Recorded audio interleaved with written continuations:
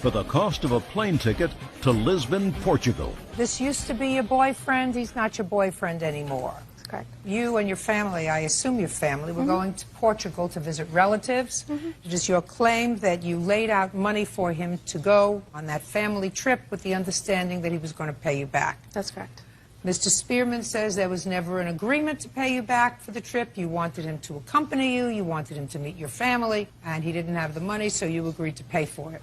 Yes. Well, tell me about the agreement that you had with him, Mr. Santos. I had spoken to him about possibly going, and I had wanted him to go. And he had always told me that he wanted to go to Europe, and he had wanted to visit several places in Europe. So I suggested for him to come with me, and he wanted to. So I purchased a plane ticket, and he had always told me that he was going to pay me back. Why didn't he purchase the plane ticket? He did not have a credit card, I believe, and he didn't have enough money to purchase it himself. So he had no money? Yeah, not at all. Well, how could he go on a trip if he had no money? Well, he had just started working in a new job, and he said that he was going to pay me back when he got the money. Did you agree to pay her back? Never. Well, tell me how it happened, Mr. Spearman. Well, we were dating on and off, and she originally went to see her parents down there. So she had the ticket to go down there. Well, we were broken up. We got back together. That's why she was going down there when I went. Sorry, a little nervous. Try looking at me. Sorry. That'll make you even more nervous. I know. Jennifer DeSantis says ex-boyfriend Dwayne Spearman owes for the cost of a trip to Portugal. Dwayne claims that Jennifer insisted he accompany her. Go ahead. I had to get the time off work at first, which I didn't think I was going to be able to do. When they said I could have the time off, I told her, all right, I could come, but I don't have the money. I have a bank statement that shows I didn't have any money. I was in the negatives. She agrees you had no money. Yes. She told everyone she was going to pay for me. She told my witness. She told my parents. Even on her life journal, I have a paper that says that she would pay for the plane ticket. I was like, why not? Well, first let me see the paper that says she's going to pay for the plane ticket.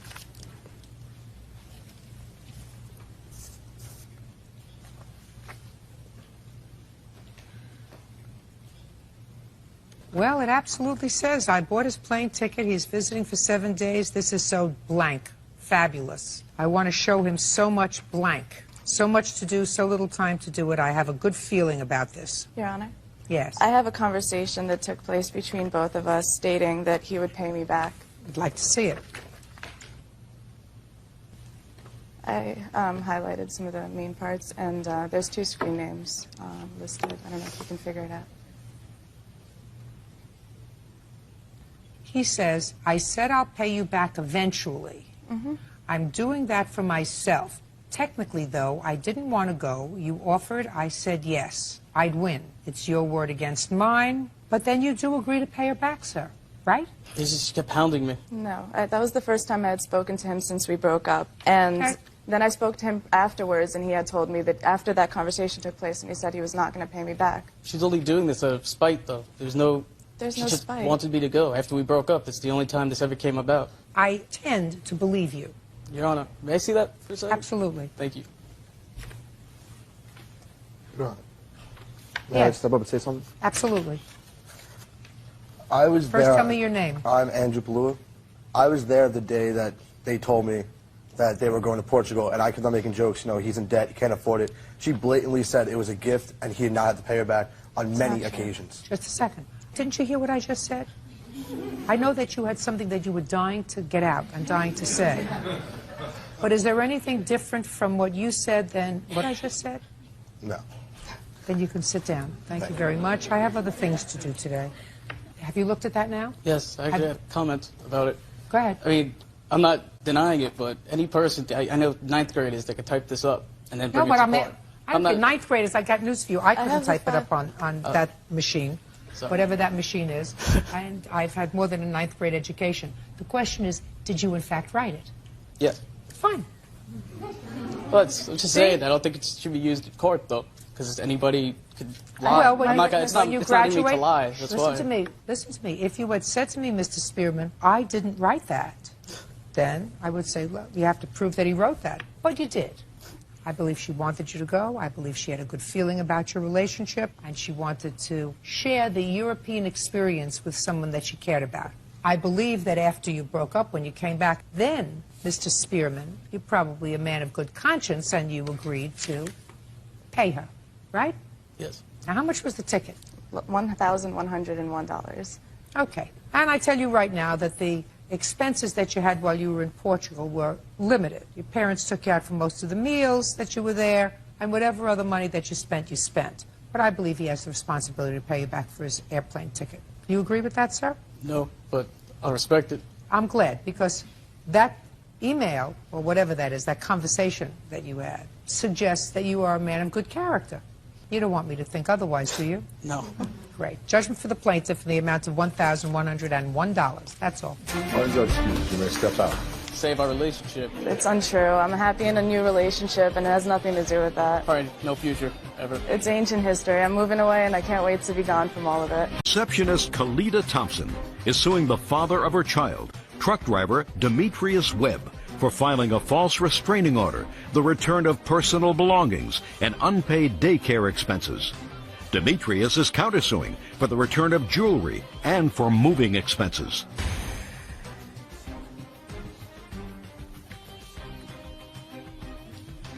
Yeah, this is case number 460 on the calendar in the matter of Thompson versus Webb. Parties have been sworn in, Judge. You may be seated. Ma'am, have a seat, please. Ms. Thompson, Mr. Webb used to be your boyfriend. And Correct. he also is the father of a child that you have, a boy. Correct. According to your complaint, while you were living together, Mr. Webb filed false domestic violence charges against you, causing you to be taken into custody. While you were in custody, it is your claim that he took property that belonged to you from the house, which was your house. Correct. And in addition, he committed himself to paying for one half of your son's daycare. Correct. Which he has not done. Correct. Mr. Webb says that he rightfully filed an application for a protective order because you attacked him, that he took nothing from the apartment that was not his, and in addition, he says that you made the home environment unsafe, causing him to move, and he wants moving expenses. Right? Correct. All right, Ms. Thompson, how old is your child? He's 3 years old. And when did you and Mr. Webb move into this house together? About a year and a half ago. Was it your house? Yes, it is. Is it a house, an apartment, a rental? What is it? It's a rental. How long have you lived there? It's been 2 years in November. So he moved in with you? Mm-hmm. After the baby was born? Yes. And your name is the only name on the lease? Correct. Tell me about the allegations of domestic violence. When did he file those charges? On November 3rd. Of 2004? Correct. Tell me about the incident that sparked that. Okay. On November 3rd, I had just came back from school, and I was laying down in the bed, and he came home because we had been arguing a couple of days before the 3rd, and I had told him before the 3rd that, you know, we're not getting along. We need to go our separate ways and make some type of arrangements with our son, Derek. Well, on November 3rd, while I was laying down and he came home, he was like, do you still want us to go our separate ways? And I said, yeah. He goes, well, you're going to be out the house before I am. And I said, no, what are you talking about? He's like, you're going to be out the house before I am. I said, oh, you must have went down and filed a restraining order against me. He didn't say anything. What would make you think that? Because we have been arguing all since the end of October. Well, arguing and restraining order... and fighting. What do you mean fighting? You mean physically fighting? Physically fighting. Okay. That's different. Arguing and physically fighting are two different things. Correct. Where I grew up, right? Right. Where you grew up too? Right. You're arguing, you have an argument. You say, no, that's the wrong thing to do. That's an argument. Fighting is using your hands, weapons, Correct. something else. So you were physically fighting. Correct. Who was fighting with whom? He was fighting with me. Is that right? No. Okay, so... Okay, so what?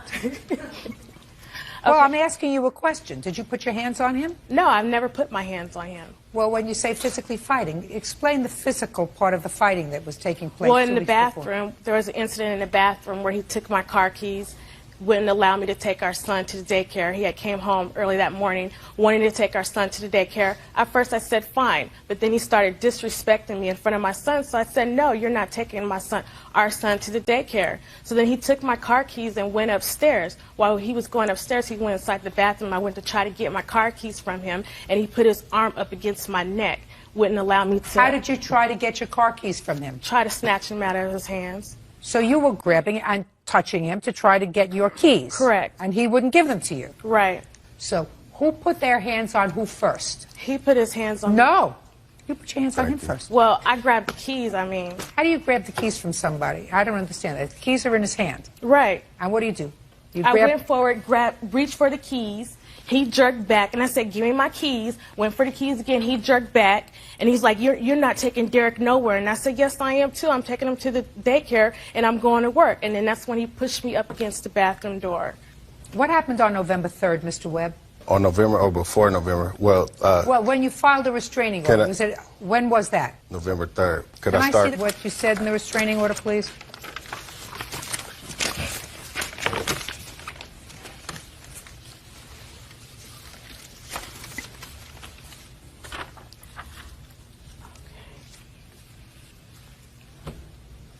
Okay, this is what you say. You say on November 2nd, which was the date of the abuse, sir, according to you, she did something to you at your house. I want you to tell me what it is that she did. Okay. The reason why we were fighting is because I found her prescription for Valtrex. Your Honor, that is not even relevant. I found her prescription. That is not why we were fighting. Listen to me. Don't interrupt him. You explain to me your version of why you were fighting. Okay, that's fine. He didn't interrupt. I'm sorry. You filed this case and you said he made false allegations against you and you want to be compensated for that. Correct. So I have to make a determination. Do you understand? Yes. Good. Go. Okay. I found a prescription bottle for Valtrex, and I didn't know what it was. I looked it up on the internet and found out that Valtrex is for herpes.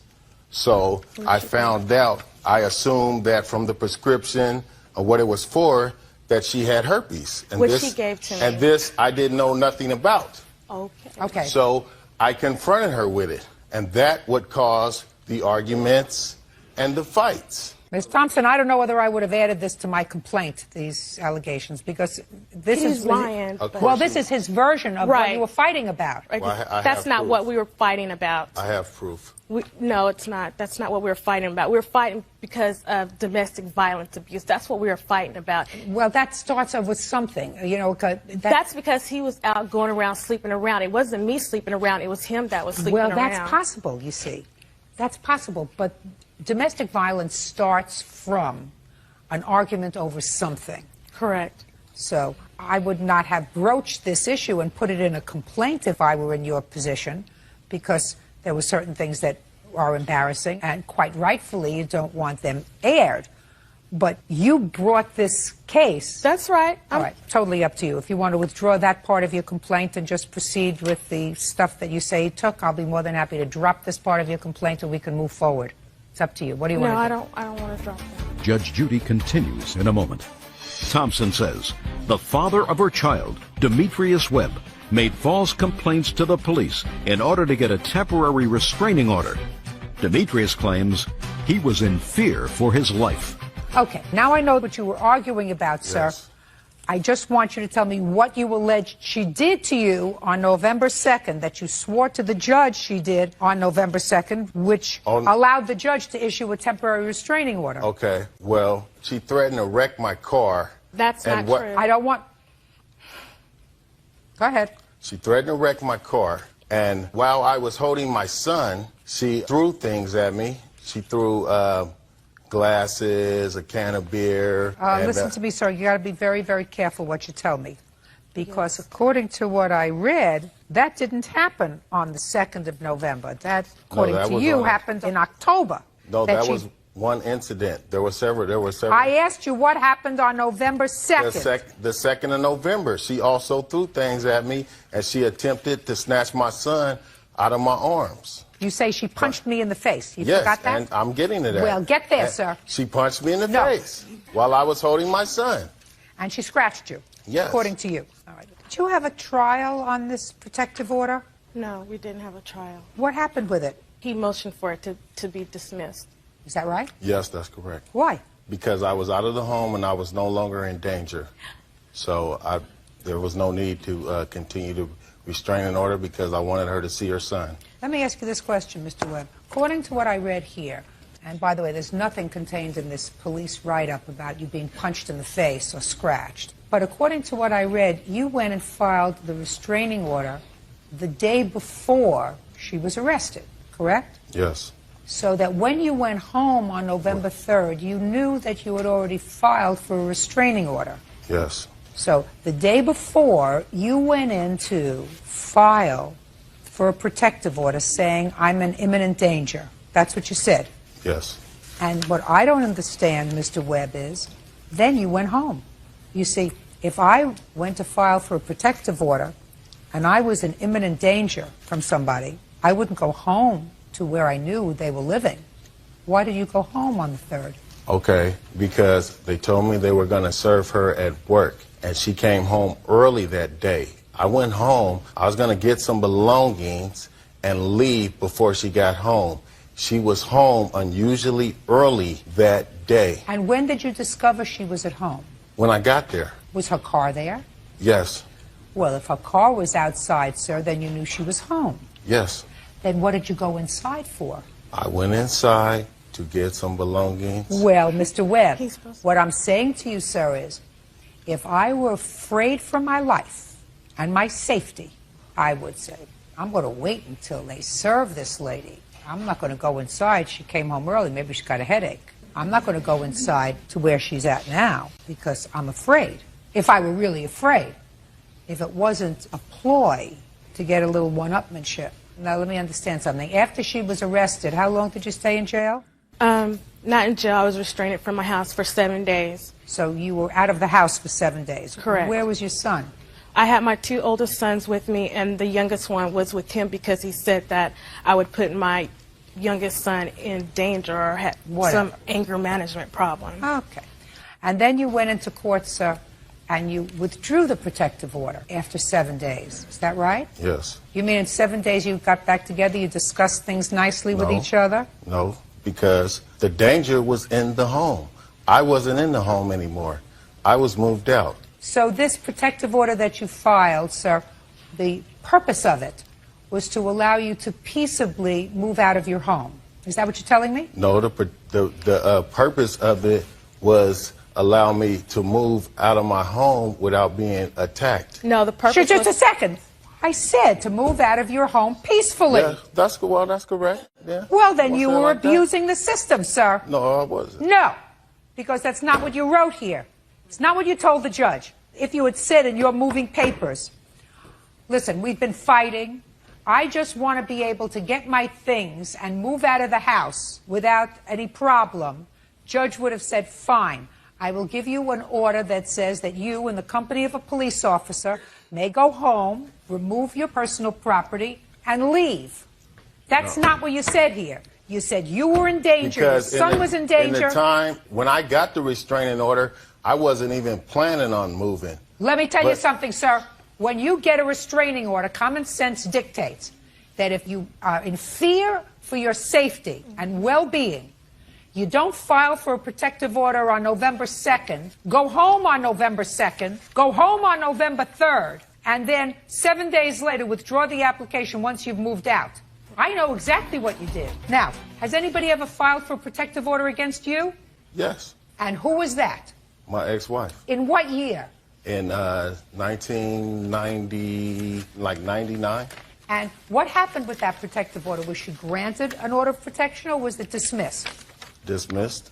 During the time that the protective order was in place, did you have to stay away from your ex-wife? Yes. Did you have children together? No. Did you have property in the house? Yes. Were you allowed to get the property right away or after the protective order was vacated? After it was served. After it was served. So you knew the drill. Yes, that's Right. Why, that's why. Mr. I Webb, said- I got it, sir. But I look, got the whole thing. I said I was expecting her. They were going to serve her at work, and she came home unused. She He came knew that I home had- Just a early. second. Are you telling me, sir, that she had some sort of an epiphany and she knew that something was going to happen, so she came home from work early? I don't know. Well, But I don't she- know either. All I know is that you filed for this protective order and you had no right to do it. You didn't file it because you were in imminent fear of your life. You filed it because you wanted an That's opportunity not to get true. your I filed property it out of the 'cause she house. attacked me. Exactly. I Okay. filed it because she Baloney. attacked me. That's a... I don't. Baloney.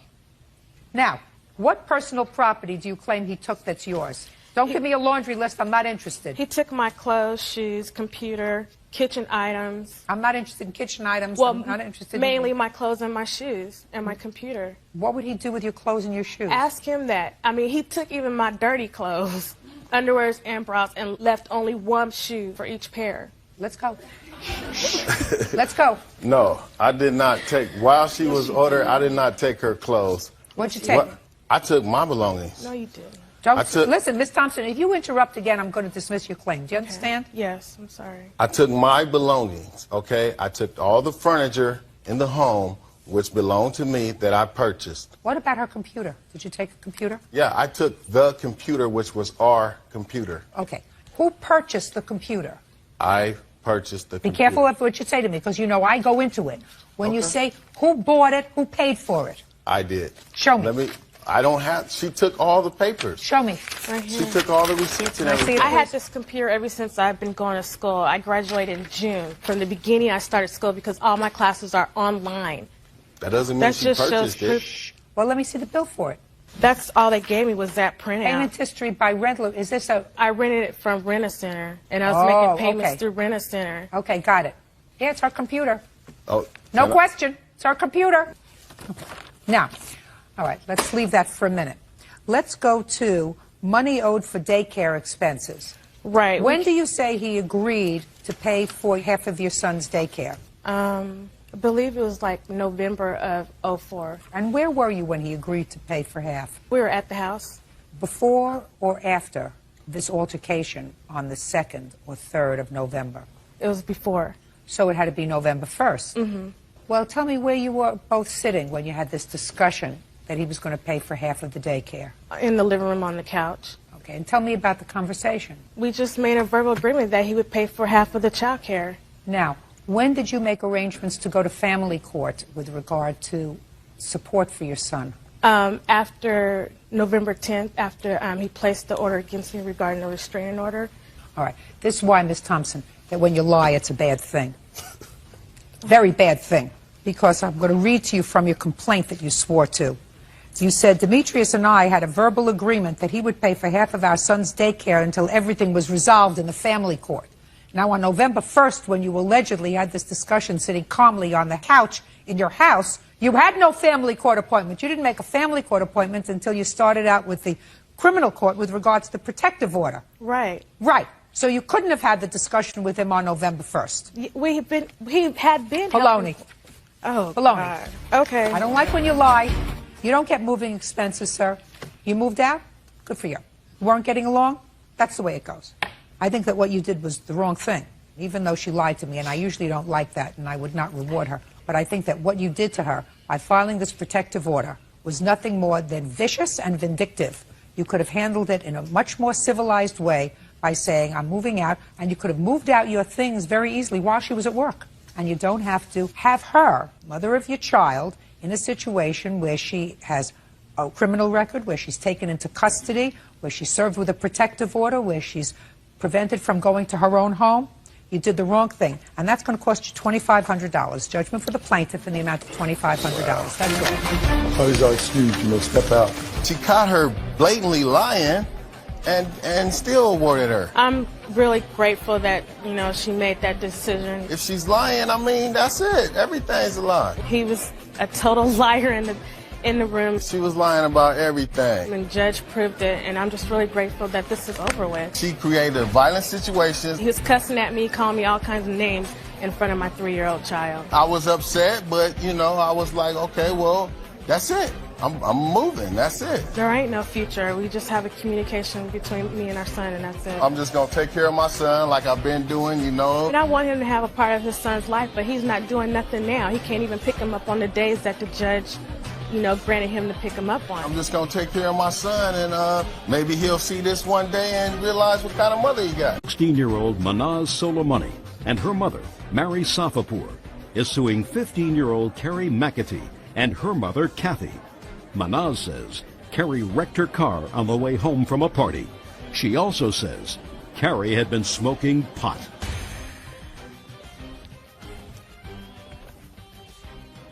This is case number 61 on the calendar in the matter of Soleimani versus Safapour versus McAtee.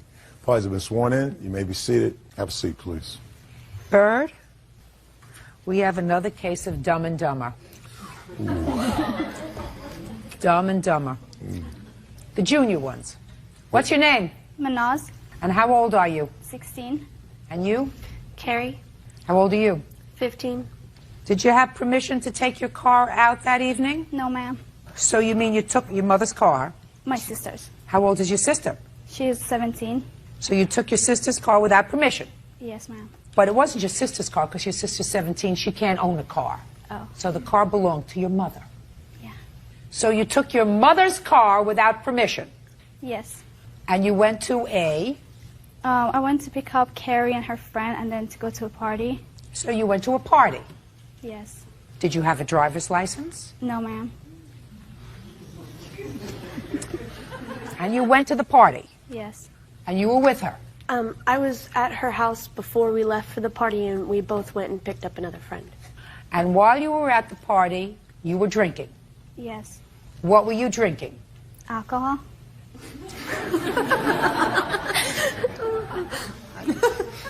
Got where we're going? Oh, I'm already there. And you had too much to drink, so it was time to leave? No, the cops came. Cops came. Police came. Now, this party, was it someone's home? Yes. A boy or a girl? A boy. Let me guess, his parents weren't home. Yeah, yes, they were.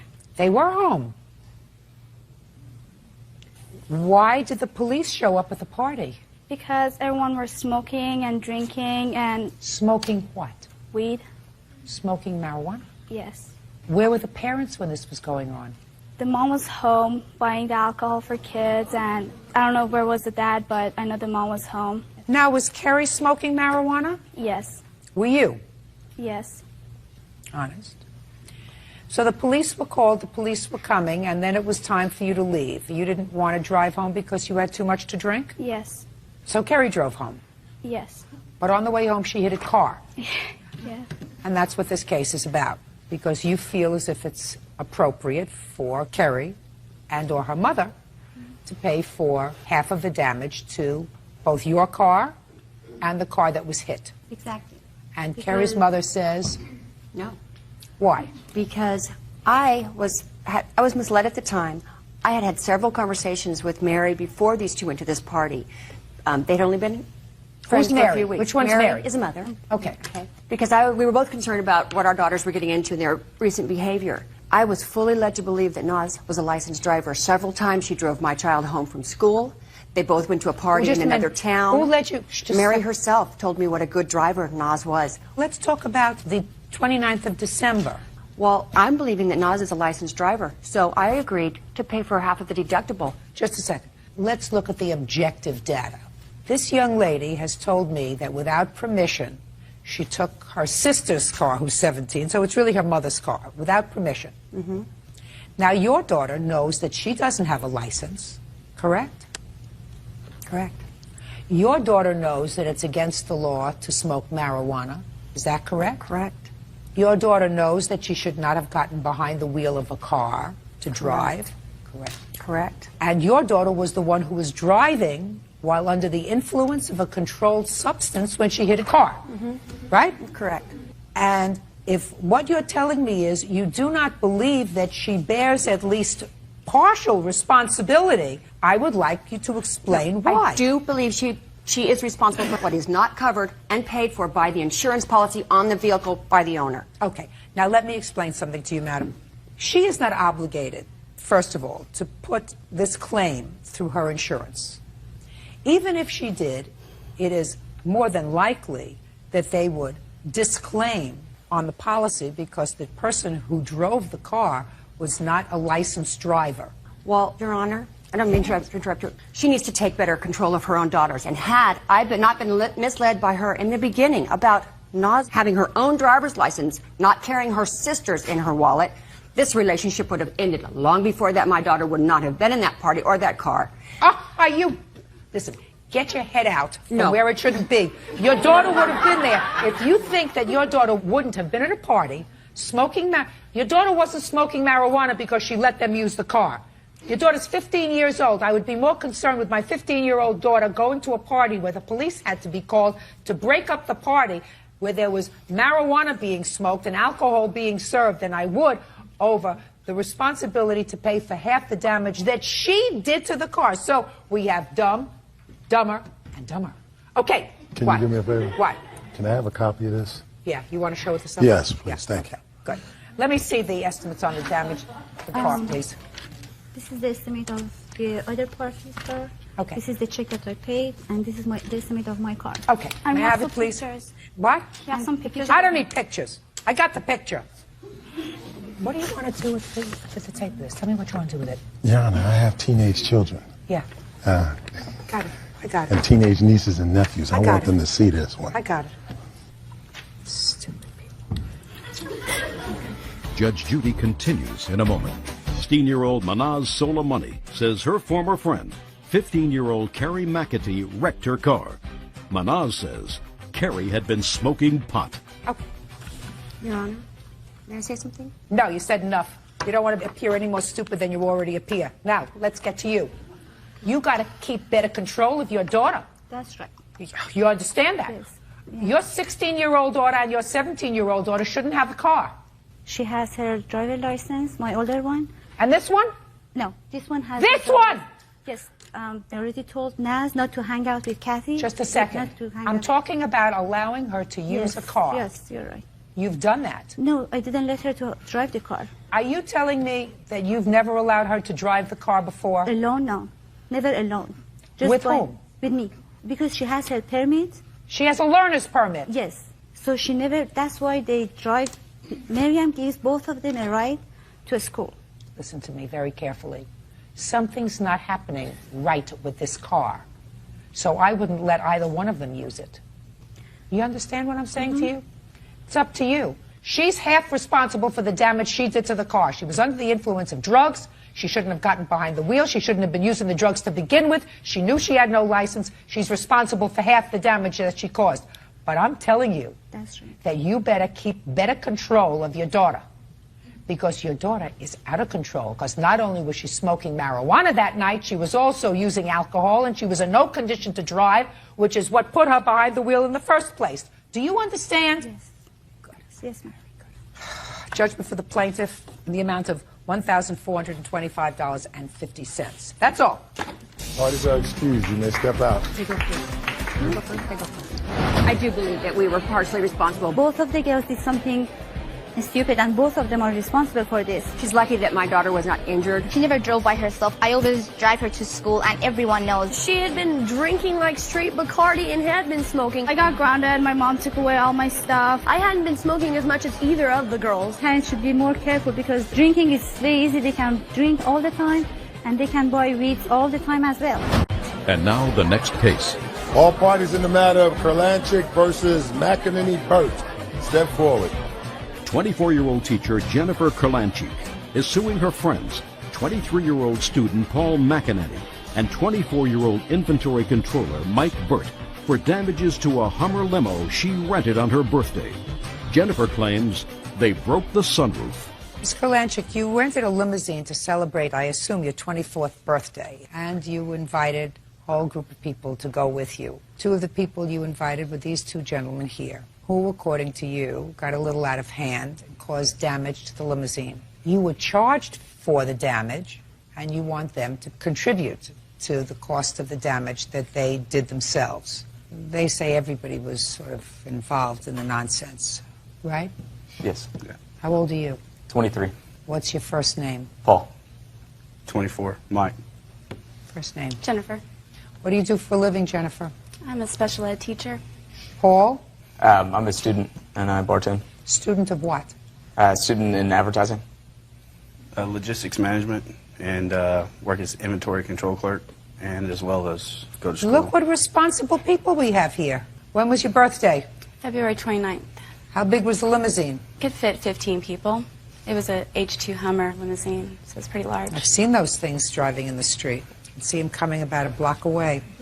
And how do you know these? And how do you know these two guys? We're friends. We're in the same fraternity, sorority. We're all friends. We're friends. We're friends. What kind of damage was done to the limousine? The emergency exit window flew off on a major highway, shattered pieces, and I was charged for the damages. You mean the roof, like a sunroof? Yes, it's actually a moonroof, and it flew off. There's 3 ledges to unlatch, and the boys unlatched it. And around 2:30 in the morning, it flew off. I didn't see it fly off. That's my witness saw. How do you know it was these two boys that unlatched the moonroof? Well, when the incident happened, Mike looked at me and said, "Don't worry, I'll take care of it." And I didn't know what actually had happened. I was like, "Okay, fine, you can take care of it." After the incident happened, Paul comes up to me and he says, "Well, I was touching a button that made the sunroof go up and down." And that's where I was like, oh, so Paul and Mike were doing it.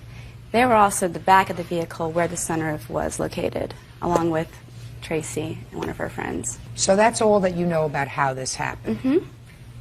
Step up. Tell me your name. My name's Tracy. Tracy what? Thompson. Were you sitting at a location where you could observe these two young men? The way the limo was set up is there was 2 doors in the back. There was a bench seat that went across there, and I was sitting right there.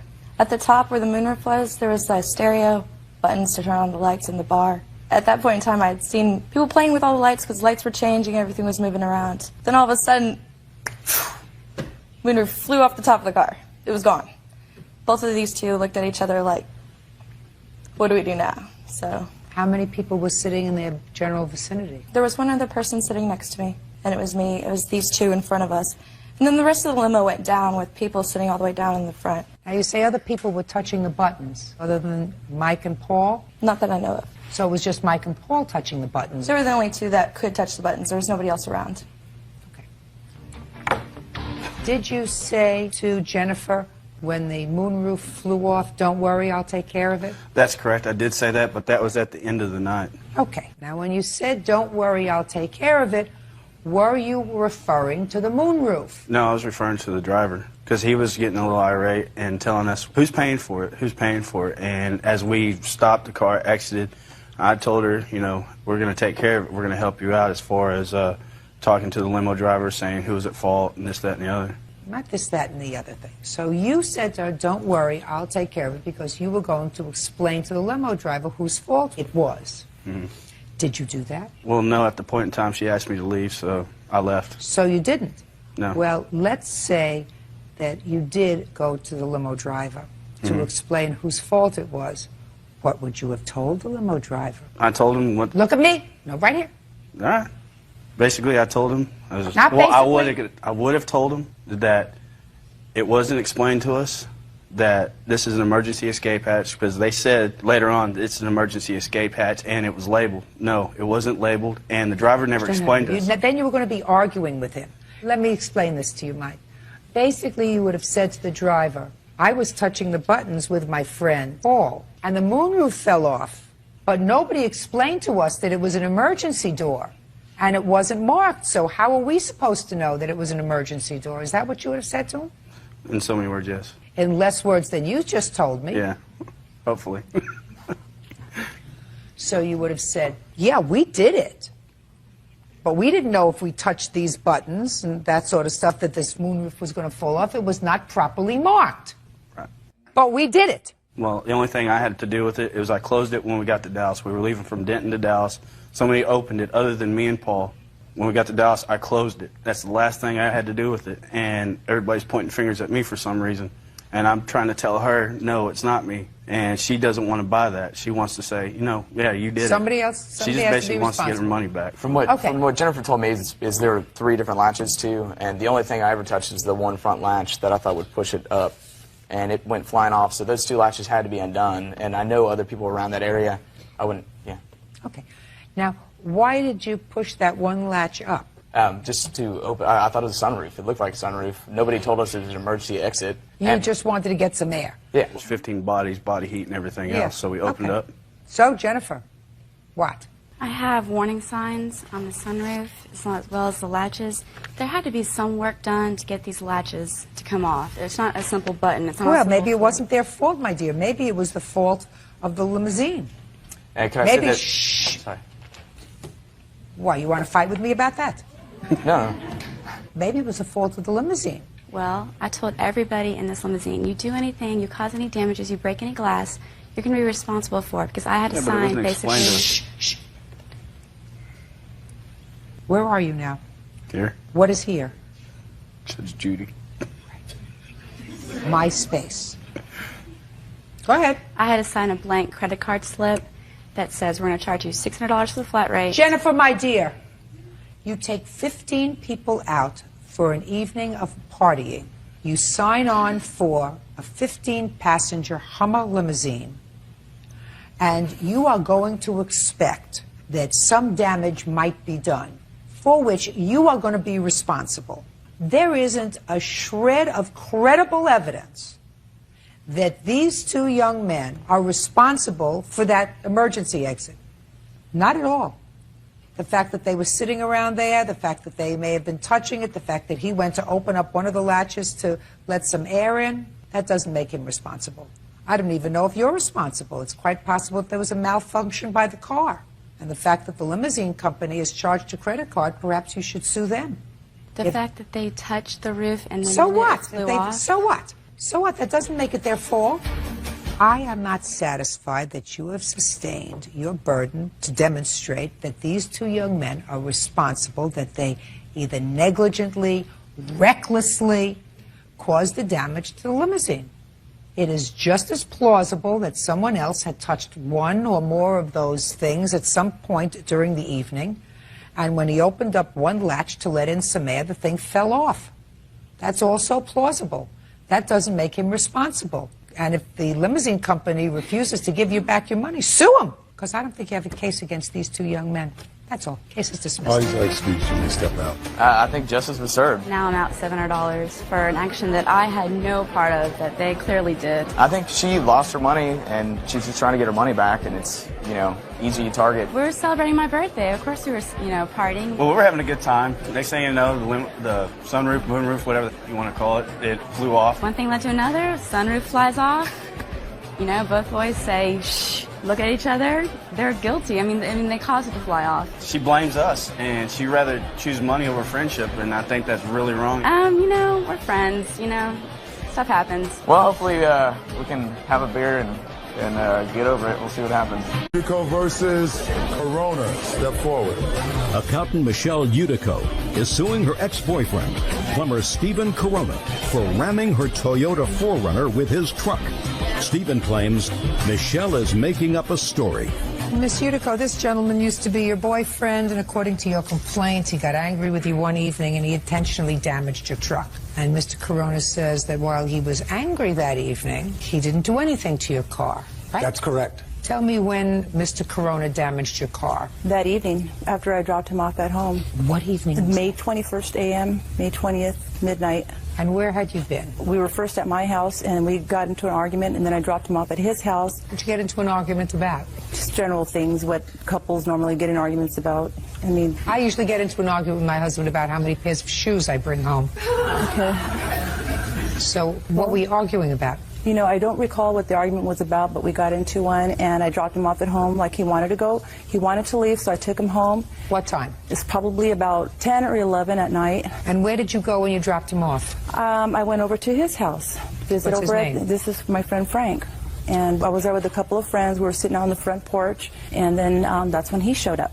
And Mr. Corona, you acknowledged that you came looking for her. Yes, ma'am, I did. And what happened when he came looking for you? Well, he had asked for me to get into my truck and go home, to let's go home. When he told you to get into your truck and let's go home, was he in his car or out of his car? He was out of his car at the time. He parked next to my car on the street, and he got off of his car and pretty much demanding for me to leave. And with the look in his eyes pretty much looked violent, and I did not want to go, so I didn't. He told you to get in the car and go home? Yeah.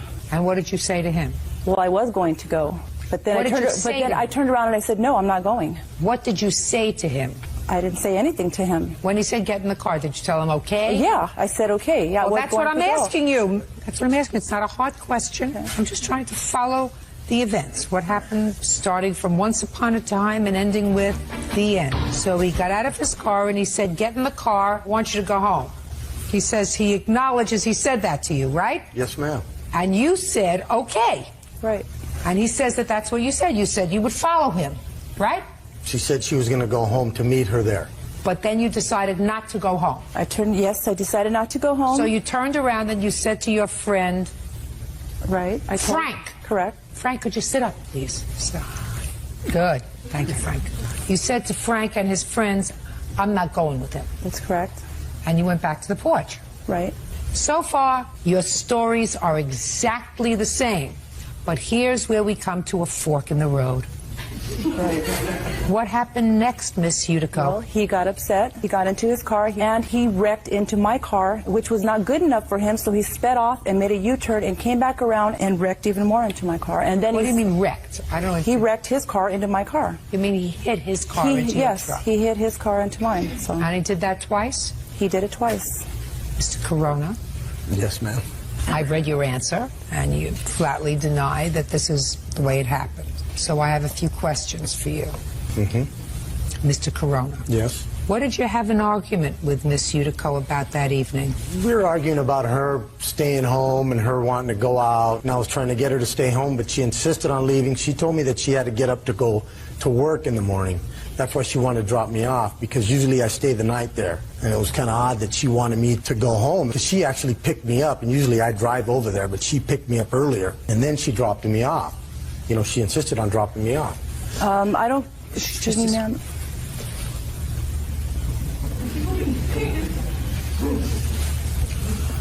So, you cared about her a lot? Sure. Very much so. You the jealous type? No, but I... A little bit? Sure, isn't everybody? I don't know.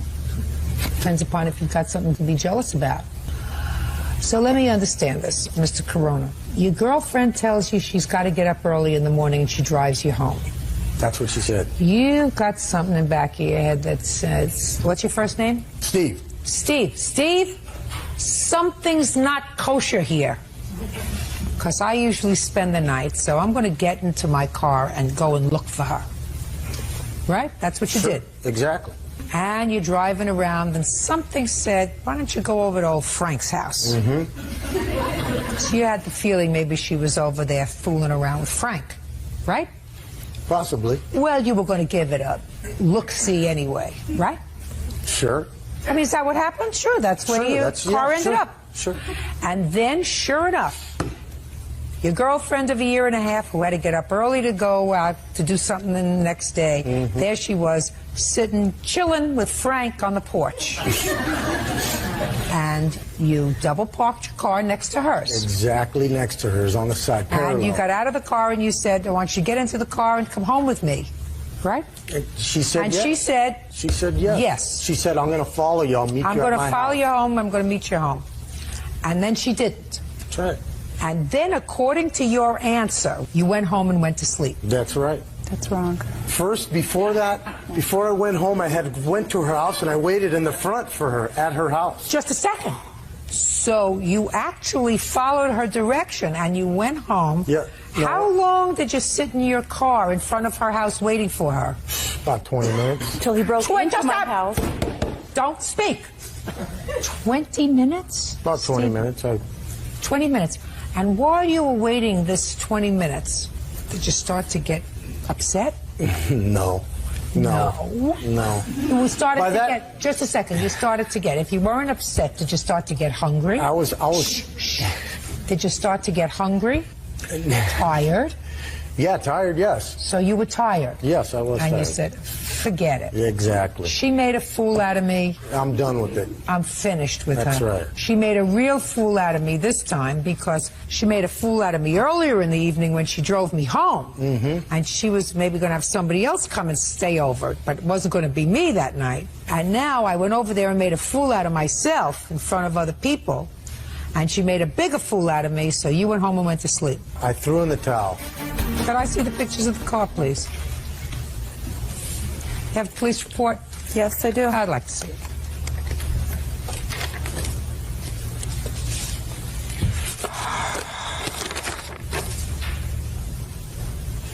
Well, you made the report the very next day.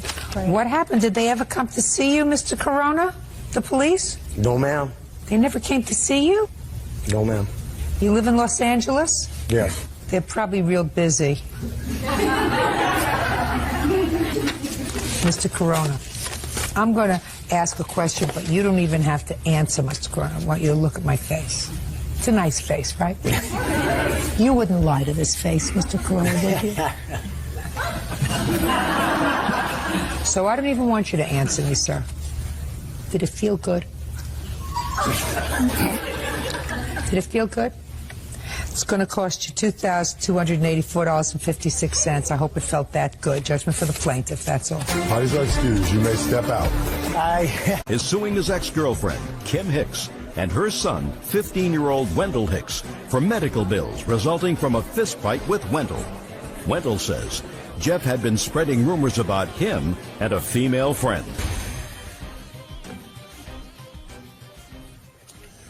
Yeah, this is case number 275 in the case of Radcliffe versus Hicks. Parties have been sworn in. Judge, you may be seated. Gentlemen, have seats. Mr. Radcliffe, you and this lady, Miss Hicks, had been involved in a relationship. And according to your complaint, there was an altercation where you came to her rescue. She was having an altercation with her son, I assume this young man. As a result of that, you were injured, and Miss Hicks agreed to pay your medical bills. She has not done so. You are no longer a couple, and you want your medical bills paid. Ms. Hicks says that you were the aggressor in this altercation with her son. She is suing you for damaging her home and for injuring her son. Is that right? Correct. When did this take place, Mr. Radcliffe? It was July 8th, 2003. Tell me how it started. Well, we received a phone call at the house. Who's we? My son and I. Who answered the phone? My son. And Step up. I wasn't saying hello. I was telling you to stand up. Tell me your name. Alex Ratcliffe.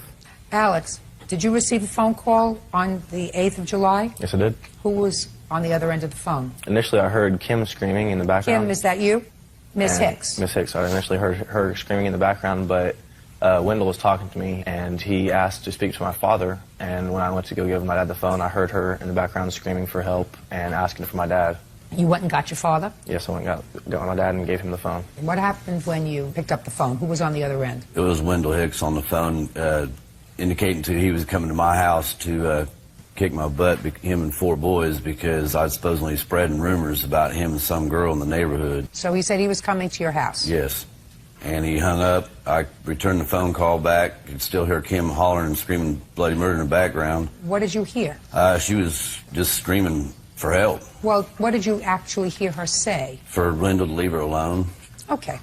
And when the phone call came, I called back because he had hung up, and I'd asked for him to explain himself. For why is he coming to my house? He said it was due to because I supposedly spread some rumor about him putting a hickey on the neighbor girl's neck. And so I asked to speak to his mom because I could hear her in the background just screaming bloody murder, and so he hung up the phone. And so I felt the need to go there because she had explained to me many times before. Just a second. Don't tell me what she explained to you before. Tell me what happened when you got there. You felt the need to go over there. I went over there, knocked on the door, and the boy had let me in. I come in the door, and there Which was boy let you in? Wendell Hicks let me in. Go ahead. He opened the door, let me in, and I come through the door, and to the right of me was 2 friends of hers in the house. And Wendell proceeded to go back around the corner where he had his mom pinned in the corner, and she was How screaming. was she pinned in the corner? Just backed up to the corner. Okay, he didn't have his hands on her. Now, he was right up in her face. No, but he didn't have his hands on Not her. at this time. Okay, so what did you do? I come up around him, come around the countertop there, and told him to leave her alone. He turned and swung at me and hit me in my left ear with his right arm. At that time, I took him down to the ground and set on him. And he kept trying to hit me in the face, and I grabbed his wrists to avoid him hitting me. I was sitting on him, and I kept asking, "Are you finished? Is this out of you?" And he said, "Yes." On top of him saying a lot of other foul things, how he's going to shoot me and my kids, and he was going to kill my dogs and burn my fence down. And after about 15, 20 minutes of trying to calm him down, I asked him, "Are you finished?" And finally he said, "Yes." I got up, we kind of shook it off, and the next thing I know, he's coming charging at me with a windmill effect. And in doing so, I put him in a headlock, like with his body sticking out this way. And I wrenched up on him to keep him from doing any more damage. And in doing so, I separated this cartilage here in my chest. Mm-hmm. And probably another 15, 20 minutes to hold him like that. A few other cuss words are coming out, and I asked, "Are you finished?" And finally he said yes. His sister come through the door after I just let him go, and she backed him all the way down the hall, and that was the last I'd seen of him. Okay. How long had you been seeing his mother in July of 2003? Approximately a year. And after July of 2003, did you continue to see her? Not right away. She kept calling, complaining because I would never take her nowhere, never do nothing with her, never let her meet any of my friends. I told her to go find another boyfriend. And so it's like, there's no big deal to me, and she did. She found another one. She kept calling me tell me how the progress was going. Finally, after about a couple of weeks, she broke it up with him for whatever reason. Then she eventually started calling me all the time. When did you stop seeing her? As of this year of May, Mother's Day weekend. And when did you start getting these bills? I was getting these bills probably 6 months after the incident had happened. You know, she said she was going to take care of it because her son had done some damage to my fence back in June. She took care of that immediately, and she said she'd take care of these medical bills as well because When did she tell you she was going to take care of the medical bills? Pillow talk. It was when we were, you know. And you believed her? Oh, yeah. I had no doubt to. Okay. How old are you, Wendell? I'm 15. Who was this girl that you supposedly gave a hickey to? Emily. Is Emily your girlfriend? No. Did you give her a hickey? Yes. So why were you angry at Mr. Radcliffe for telling people that you gave Emily a hickey? Because he was spreading rumors around the trailer court, and I had Spreading rumors about what? About me giving her hickeys and a bunch of other stuff. Well, it wasn't a rumor about you giving her a hickey. According to you, you gave Emily a hickey. Yeah, I did. You did? Okay, so why did you call him that day? Were you just angry? Yeah, I was mad that he was spreading my family business around the trailer court. Okay, so when you called him, his son answered the phone? Yes. And what did you say to his son? I asked to talk to his dad. What did you say to him? I was like, Jeff, why are you spreading rumors around? And what did he say to you? He's like, what in the F are you talking about? And what did you say to him? I was like, about me and Emily. And he was like, oh, I don't know what you're talking about. So he hung up with me. So I went back to my mom's house and I asked her why she told him, because it was supposed to stay between me, Emily, and Emily's stepdad. Because Emily's stepfather was angry with you? Yeah. Okay. So you went home and you confronted your mother? Yes. And you were angry with your mother for telling him Yes. things? And then did you call Mr. Radcliffe back? He called me back. While you were confronting your mother? Yes. And when you were confronting your mother, were you raising your voice? No. No. Did your mother admit to you that she had shared your secret with Mr. Radcliffe? Yes. And you told her she had no business doing that? Yes. See how we get into the story? Did very good. It's a whole different story than she wrote in her answer, but at least we're going to get to the bottom of it. You got to start with the most vulnerable one. That's right. Right? You got to start with the one who's not quite swift enough to tell you a lie. Now, when Mr. Radcliffe came over to the house, were you still arguing with your mother? No. What happened when he came into the house? He came up, banged on the door. The door came off the latch. He just came in, and then he came up and got in my face, and I asked him what was going on. He got in your face? Yes. And what did he say when he got in your face, Wendell? You effing little punk. Well, he must have been angry because you must have said something to him, Wendell, like you were going to come over and kick his ass and get your friends to come over because he was spreading these rumors about you and Emily's hickey. Did you threaten him? No. You mean you just said why? You just said like this? I said What? it in a rude voice, yes. In a rude voice? In a rude voice, yeah. And did you have the same kind of rude voice when you were talking to your mother? No. You mean you went over to her and you were very, very calm when you say, why did you share private information Yes. with Yes, Mr. ma'am. Radcliffe? You said it quietly. Not quietly, but in a normal voice. Now, did you have any injuries as a result of this altercation with Mr. Radcliffe? Yes, my back was killing me. Your back was killing you. Yeah. When did it stop killing you? Oh, a couple days after. Now, your sister at one point came into the room when you were having this altercation with Mr. Radcliffe. Yes. Your sister's name is? Jessica. And how old is Jessica? She's 19. And Jessica took you out of the room. Yeah. Right. She said, calm down. Yeah. Right? Yes, ma'am. Shooting fish in a barrel. Oh, you're good. You are good. Can I see your medical bills, please? Now, Mrs. Hicks, did you ever tell Mr. Radcliffe that you would pay his medical bills? No, ma'am. The only injuries he got was a couple rug burns. When he come up to my door and was banging on my door, he busted my door to pieces. He come in. Me and Wendell was standing in the kitchen talking. He got in his face. Wendell goes, Jeff, can you back up? And Jeff took his hands like this, went boom into the side of the cabinet. And Wendell was going like, you know, like this. What are you doing? He just started attacking him. He took him down. He broke my stove. He had him on the floor, punching him in the face. Miss Hicks, listen to me very carefully. What you're telling me is that Mr. Radcliffe assaulted your son for no reason. They got into Shh. Is that right? Yes. And I have a question for you. After July 8th, 2003, did you ever sleep with Mr. Radcliffe? Yes. Even though he assaulted your son without provocation. Is that right? Yes. It was 3 days after the incident. So 3 days after, it wasn't even 6 months later, it was 3 days after the incident that you, the mother of this assaulted child who had terrible backache from being assaulted without provocation from Mr. Radcliffe, went to bed with him. Yes. Mr. Radcliffe, this is your problem, sir. I believe what you told me with regard to how this incident happened. Not everything. I think that you probably busted the door a little bit. I'm not sure whether Wendell opened the door calmly and said, why don't you come on in? I'm not sure about all those things.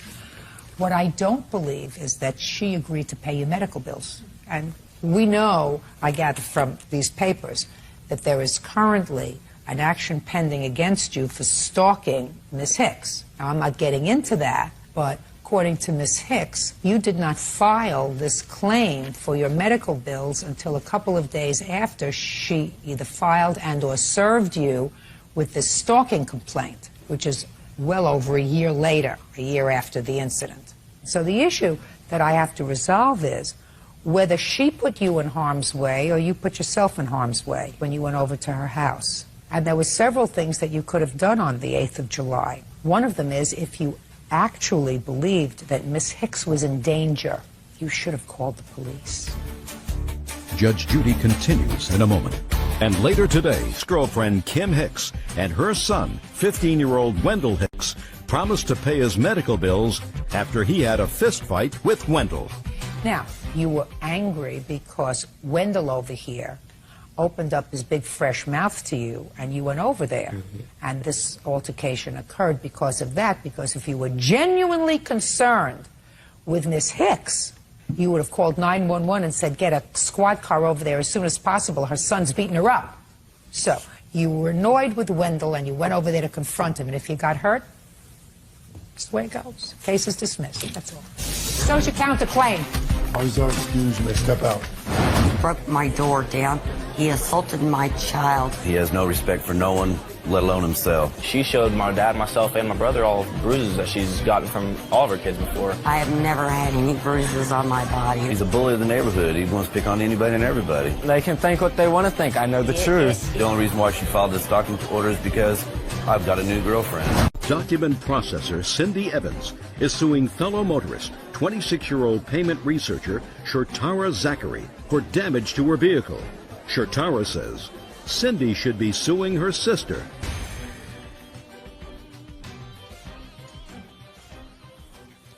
Yes, this is case number 412 in the calendar in the matter of Evans versus Zachary. Parties have been sworn in. You may be seated. Miss Evans, sometime last year, according to your complaint, you were in an automobile accident and your car was totaled. Yes, ma'am. And it is your claim that the accident was the fault of the other driver and that the defendant, Miss Zachary, is that other driver. Yes, ma'am. Miss Zachary says she doesn't know you, she's never seen you before, and if your car was in an accident, it wasn't her fault. She had nothing to do with it. That's your defense. Is that right? Is that right? Yes. When was the accident? On May the 14th of 2003. Where? Lakeview Terrace. Lakeview Terrace. Which is in what? California. Sorry about that. Okay. Anyway, I was going one way and somebody in a Ford Bronco came out of a driveway in front of me. Wasn't even watching where she was going, and I had nowhere to go. I wound up plowing into her car. And it wound up totaling the front end of my car. So the car, the Ford Bronco, was coming out of a driveway? Yes, ma'am. Was that car damaged? A little bit. It had a little bit of paint on it, but it was a, it was a big SUV. And what kind of car were you driving? 1988 Toyota Corolla SR5, two-door sport coupe. Small car. Yes, ma'am. Is this the first time you've seen the defendant since the accident? Yes. Now, after the cars collided, what did you do? Did you get out of your car? Slowly, yeah, I did. I got out. And the driver of the other car? She got out. And did you exchange information? Yes, ma'am, we did. So at some point you had to have been face to face? Yes, ma'am. That's correct. Do you have a copy of the police report? I have a copy of a little form that the police gave I'd like to us, see it, please. plus the information that she wrote down for me.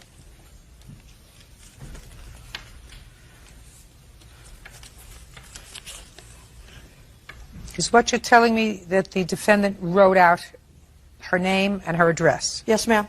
So after this happened, tell me your insurance company did what? Well, first of all, I only have liability on my car, which of course I've learned since then, and now I've got uninsured motorists on my car. But they told me to protect me, that they would try to go after her after my explaining how the whole accident happened, and they deemed that it was not my fault. And they did everything they could to try to go after her and contact her, and they were unsuccessful. So they eventually had to close the case.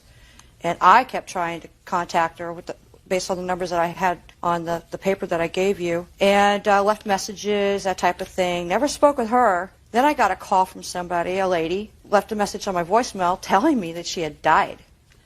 It was about a month and a half later. And who had died? The person who claims to be the one who hit my car. First of all, I need to clarify something. It was a different name than what this defendant's going under. What do you mean it was a different name? Oh, well, I have found out that it's not the same person, that the name that was given to me is not the same person that's in this room. Well, what is your first name? Shatara. Shatara. And S-T-A-R-W-I-S-H-I, Eddington. Who is that? That's my sister. Bird, I'd like you to take a piece of paper, hand the defendant a pencil and a paper for me, would you please?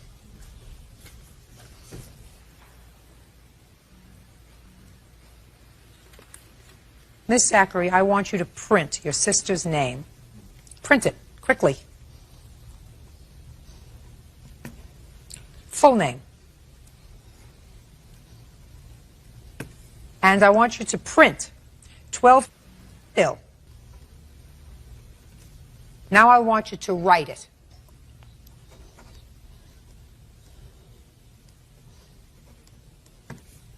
And her address. Bill.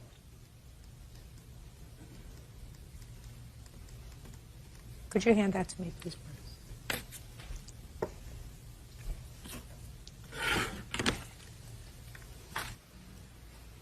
Thank you.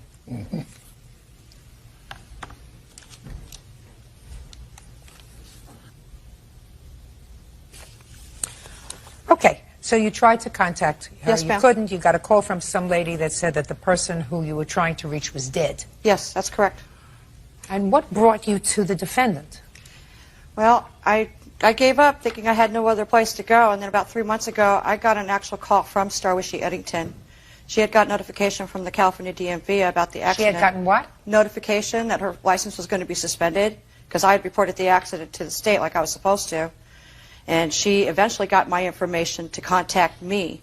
And she told me that, you know, it was not her, that she even had a letter from her sister saying that the vehicle was hers, that she was not involved in the accident. She wanted to meet with me for me to see for myself that it was not her, which we did do that. I could see from the moment I saw her that she was not the person I got into the accident with. She also produced a picture with 3 girls in it, and I happened to point out the person I had the accident with, and she told me it was Shatara. So at that point... Okay, I'll hear you. Okay.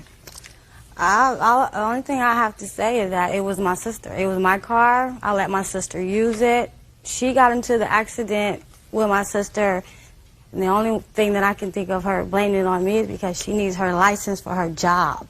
Can you think of any reason why Miss Evans would identify you as the person she had the accident with?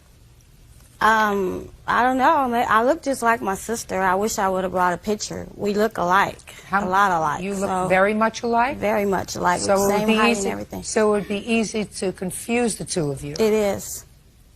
We're the same height, same hair color, same complexion. We're the same. Are you the same age? She is 2 years older than me. Your Honor? Yes. I do have additional evidence, and I do have a witness I'd like to produce if I can. I'll be happy to hear the witness and see the evidence. Who is it? It's her sister. Ooh.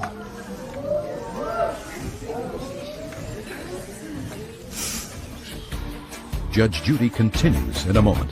Cindy Evans says her car was hit by fellow motorist Shortara Zachary. Shortara claims she's being framed by one of her sisters.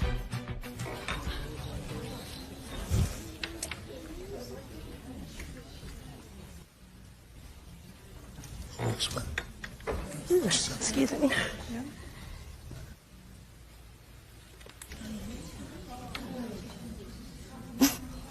There's a family resemblance, but you don't look exactly alike. What's your name? Starwishi Eddington. Would you have the witness please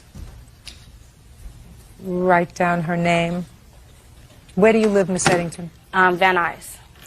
What's your address? 153 Who apartment. lives at Hill? Her mom. My mother.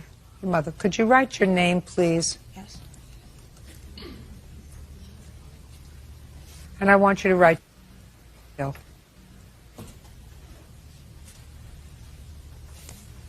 Thank you. Can I have that back, please?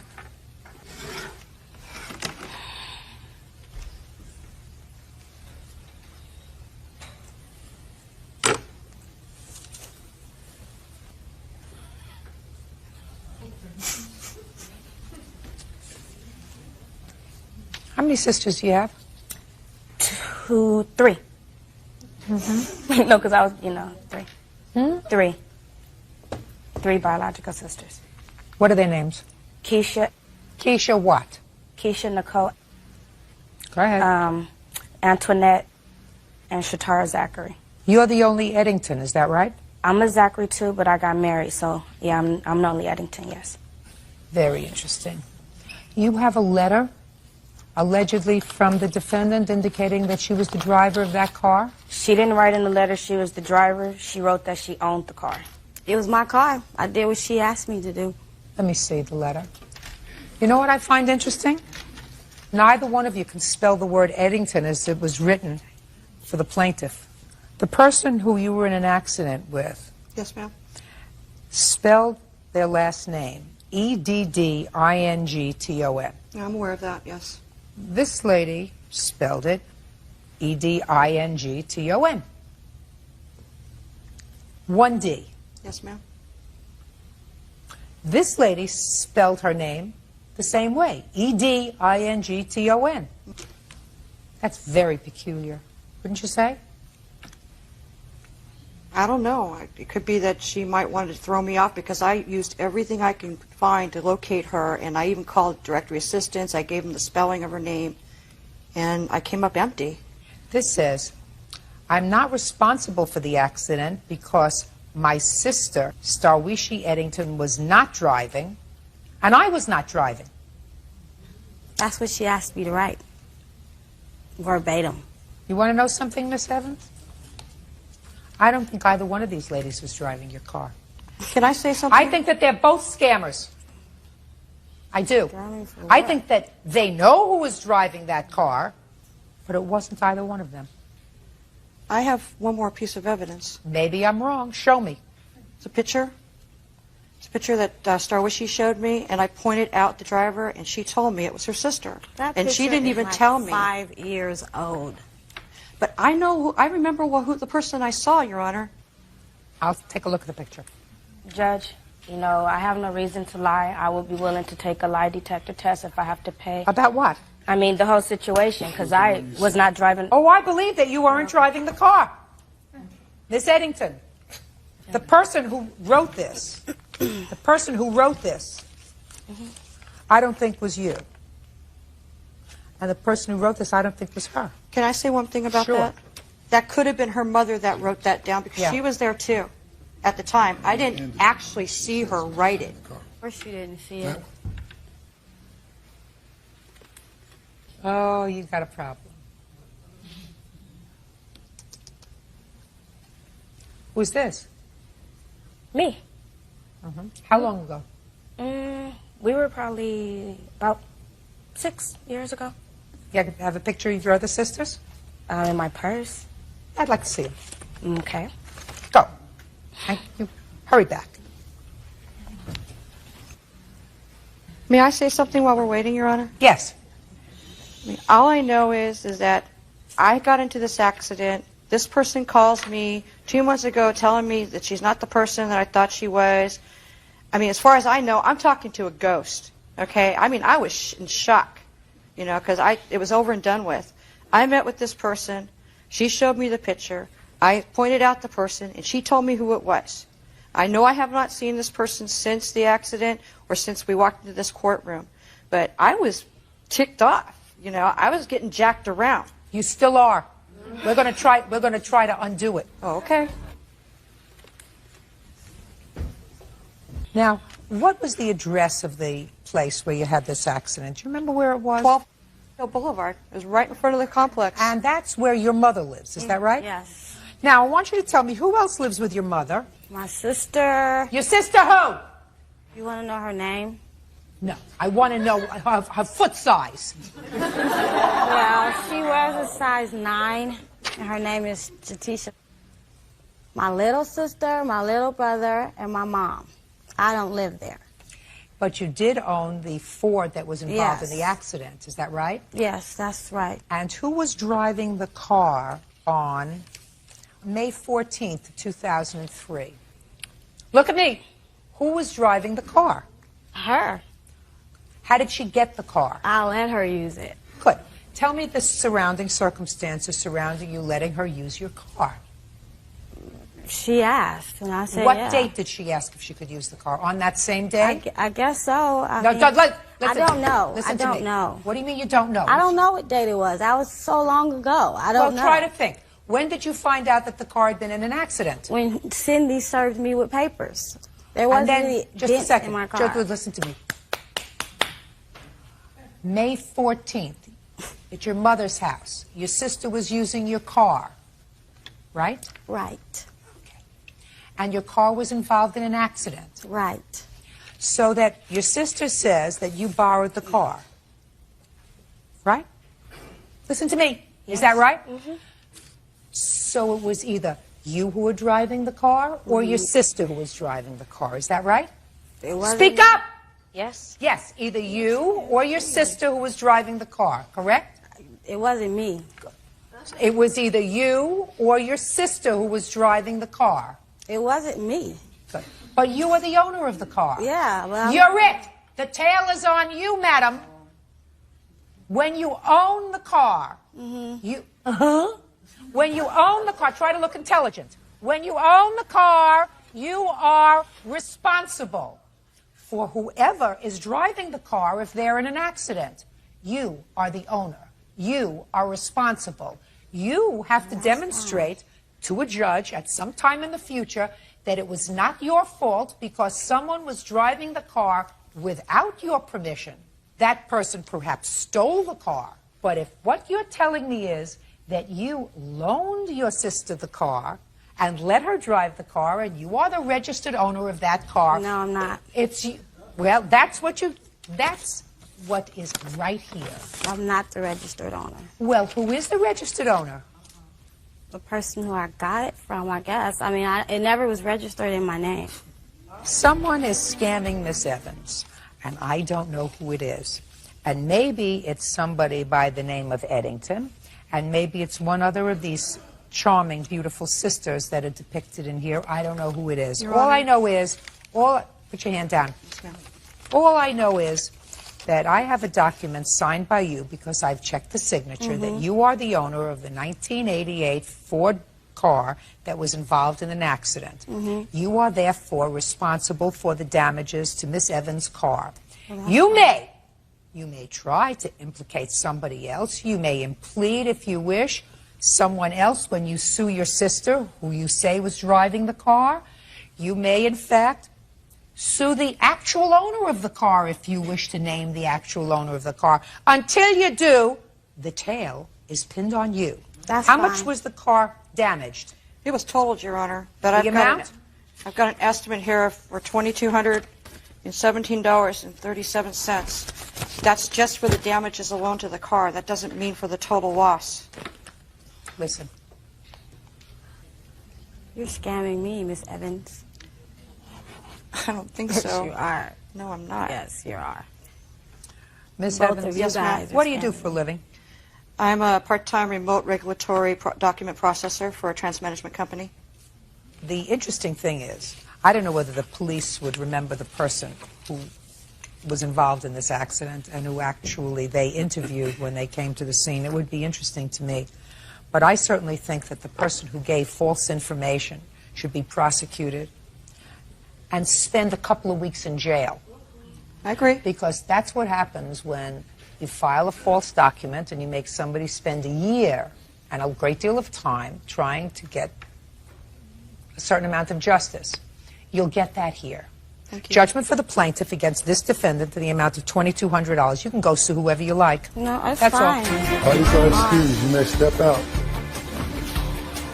Stay here. I don't even know whose fault the accident was, really. You know, I don't know if this lady deserves anything. The first thing that came out of her mouth was it was my fault. They're scamming me. They've been talking. They've been changing numbers. I don't need to scam anybody, and I'm not desperate. This lady, as far as I'm concerned, is like desperate from the looks of things. She does look a lot different. She has kind of like plumped out a little bit more. We don't have a relationship. That's why if we had a relationship, she wouldn't be here. Registered nurse Kim Gransberry Conte is suing the mother of her son's girlfriend, homemaker Melody Marine, for the return of a pit bull named Samson.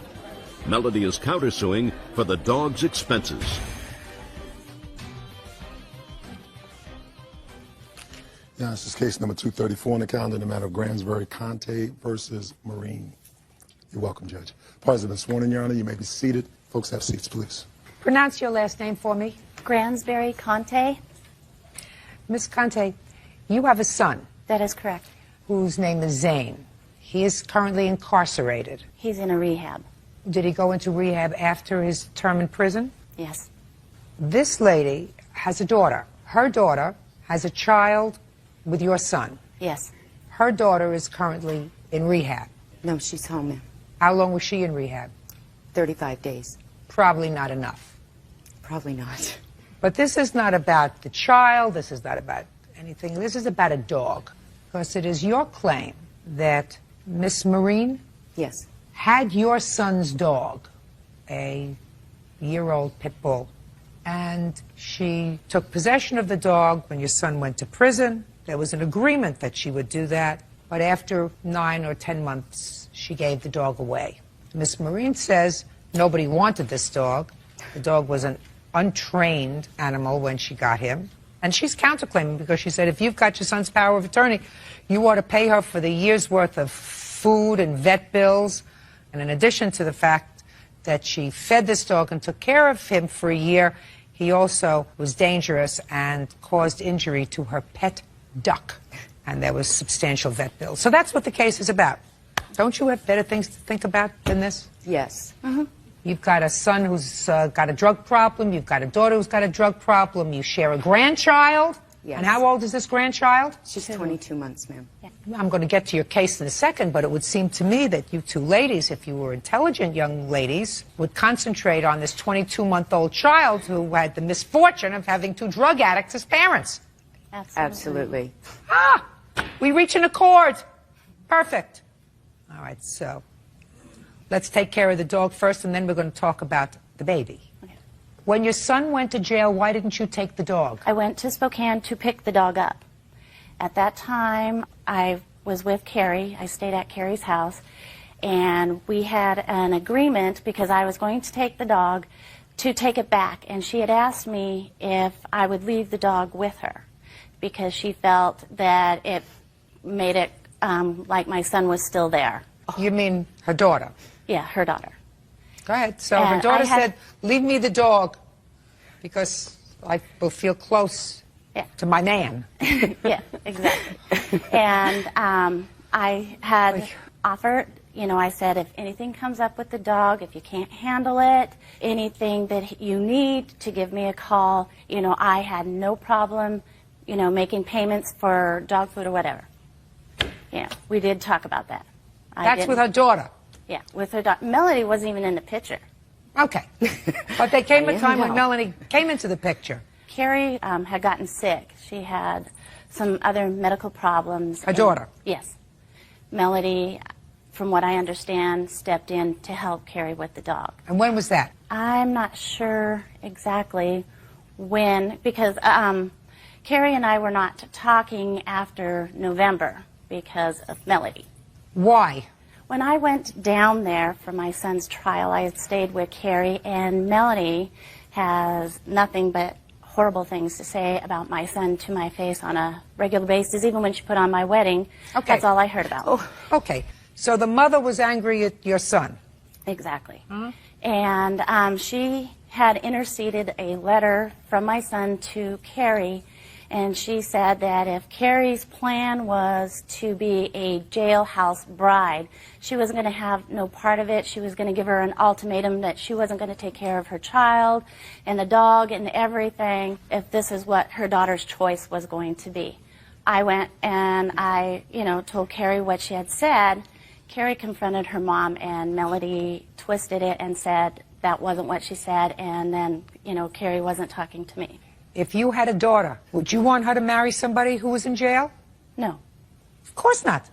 No. Because you would think that that was a bad choice. Exactly. So how many months did the dog stay with Miss Marine before you asked for the dog back? April is when I found out she gave the dog away. So Now, it what was I'm like asking 7 you- months. Now, what I'm asking you, so you knew that Miss Marine had the dog for 7 months. Not her, Carrie. How many months did you know that she had the dog, not None. Carrie? None. At all? None. Okay. And she actually had the dog for how many months? Between 8 and 9 months. After your daughter couldn't take care of the dog anymore. My daughter never took care of the dog. So that means that for 8 or 9 months you weren't checking on this dog regularly. Oh, yes, I did. Well, who did you check with the dog? There's a mutual party that was taking care of my wiener dog. You mean a dachshund? Yeah. Why wasn't the dachshund with you? My husband and I had just gotten married, and we lived in an apartment. So you couldn't take care of these dogs anyway? We were in the process of purchasing a house. So there was a period of time when you could not take care of not only this dog, but you couldn't take care of your little dog because you were in an apartment. Is that right? Yes. Okay. So, get over it. This wasn't a dog that you were attached to. This wasn't a dog that you were responsible for at any time physically. You're just suing her about this dog because you're angry at her. No, she has no right to take my son's dog. This is about my son. Stop worrying about your son. Let your son worry about getting his life together. Well, he is doing that. Well, that's good. He's in rehab, and he should worry about taking care of himself, not a 90-pound untrained pit bull. Judge Judy continues in a moment. Her son's girlfriend, Melody Marine, owes for the return of a pit bull named Samson. Melody claims Kim is angry because she is seeking custody of their granddaughter. Madam, devote your energies to rehabilitating your son and perhaps engaging your granddaughter in some sort of a relationship before you ruin the relationship that you have totally with this lady who it appears to me, at least based upon what I read, has filed a petition for custody of the child. Is that right? Yes, ma'am. Temporary. Well, somebody's got to take temporary custody of her. I have a letter here that clearly shows what Melanie's intent is towards my son and towards me, So, now let's get to the expenses of the dog that you're talking about on your counterclaim, then I'm going to read the letter. You have a counterclaim because you want the cost of the food, etc., for the dog, is that right? That would be nice. Well, it would be nice, but she's not responsible for that. You chose to keep the dog. As far as I'm concerned, you could have given the dog away the day it came into your possession. What happened with your duck?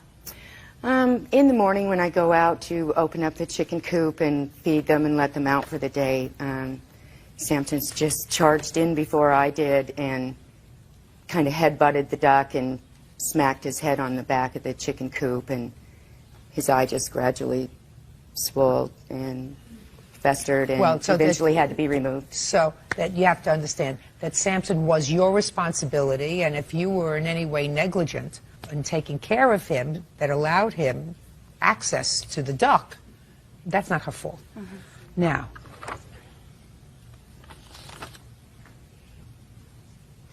well, this certainly is a very angry letter.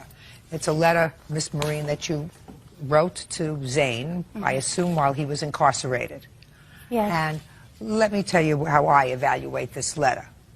Your son and her daughter, who she refers to in this letter as a bunch of miserable dopeheads, she refers to her own daughter that way, created a child that she now has to take care of.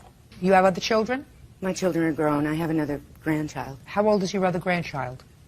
He'll be 6 next month. Who does he live with? His mother. That's what's supposed to happen.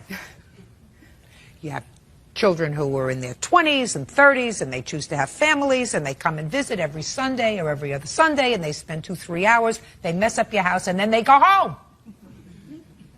They don't come to live with you when they're 2 years old.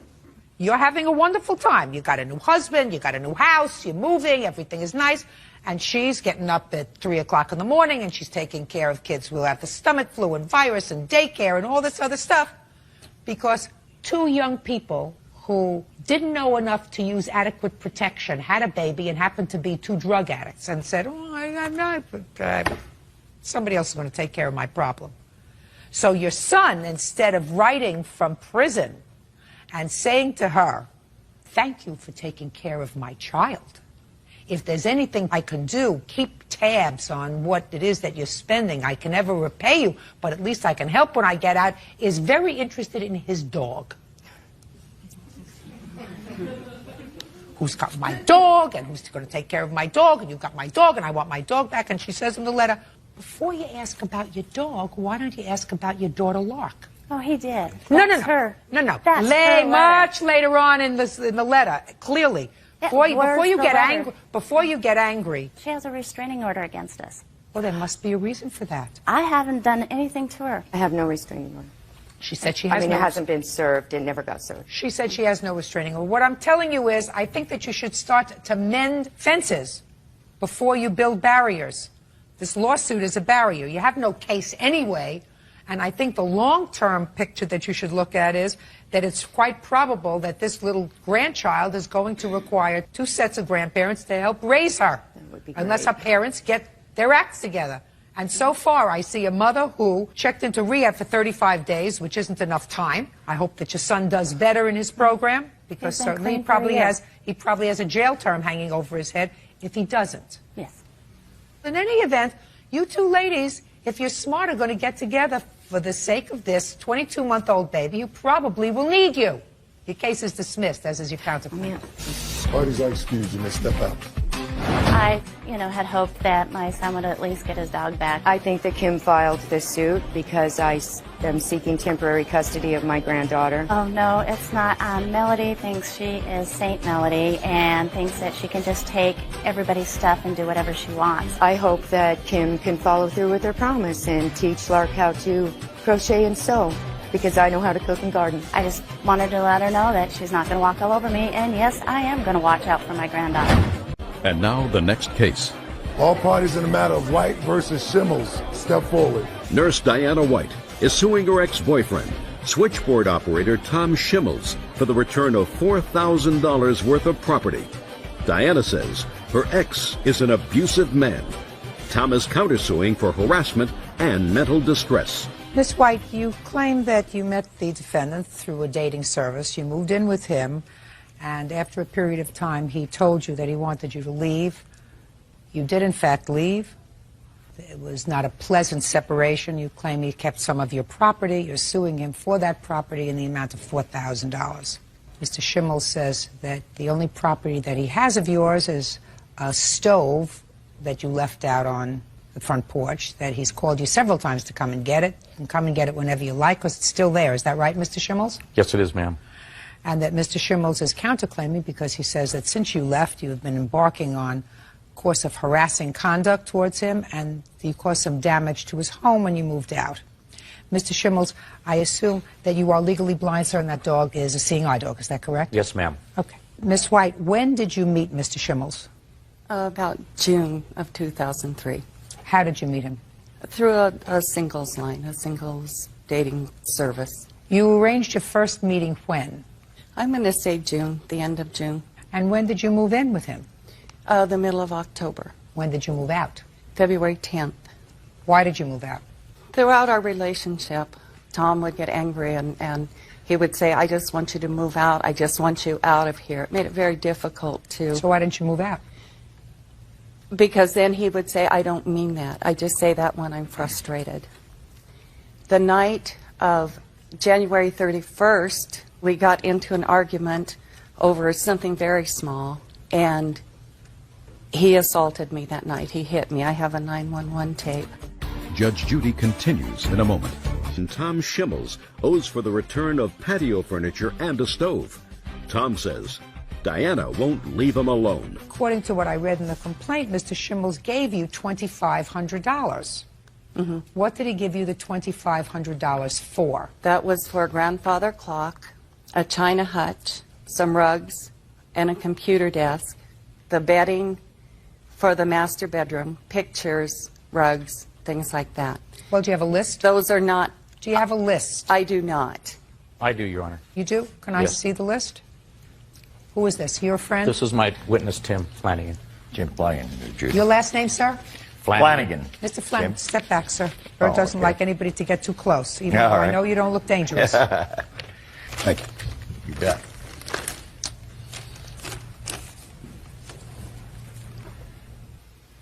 A hutch, lamps, grandfather clock, curtains in the master bedroom, desk, office, rug in the family room, and pictures in the master bedroom. Then you write, by no means is $2,500 fair, something the police have been to the house 2 times, and I do not want the...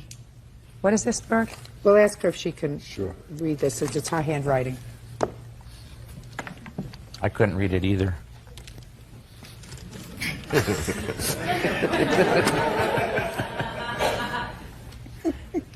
Sorry for the pun. Have been to the house. I do not want the abusiveness and fighting to increase, so under duress I agreed to this. Okay, fine.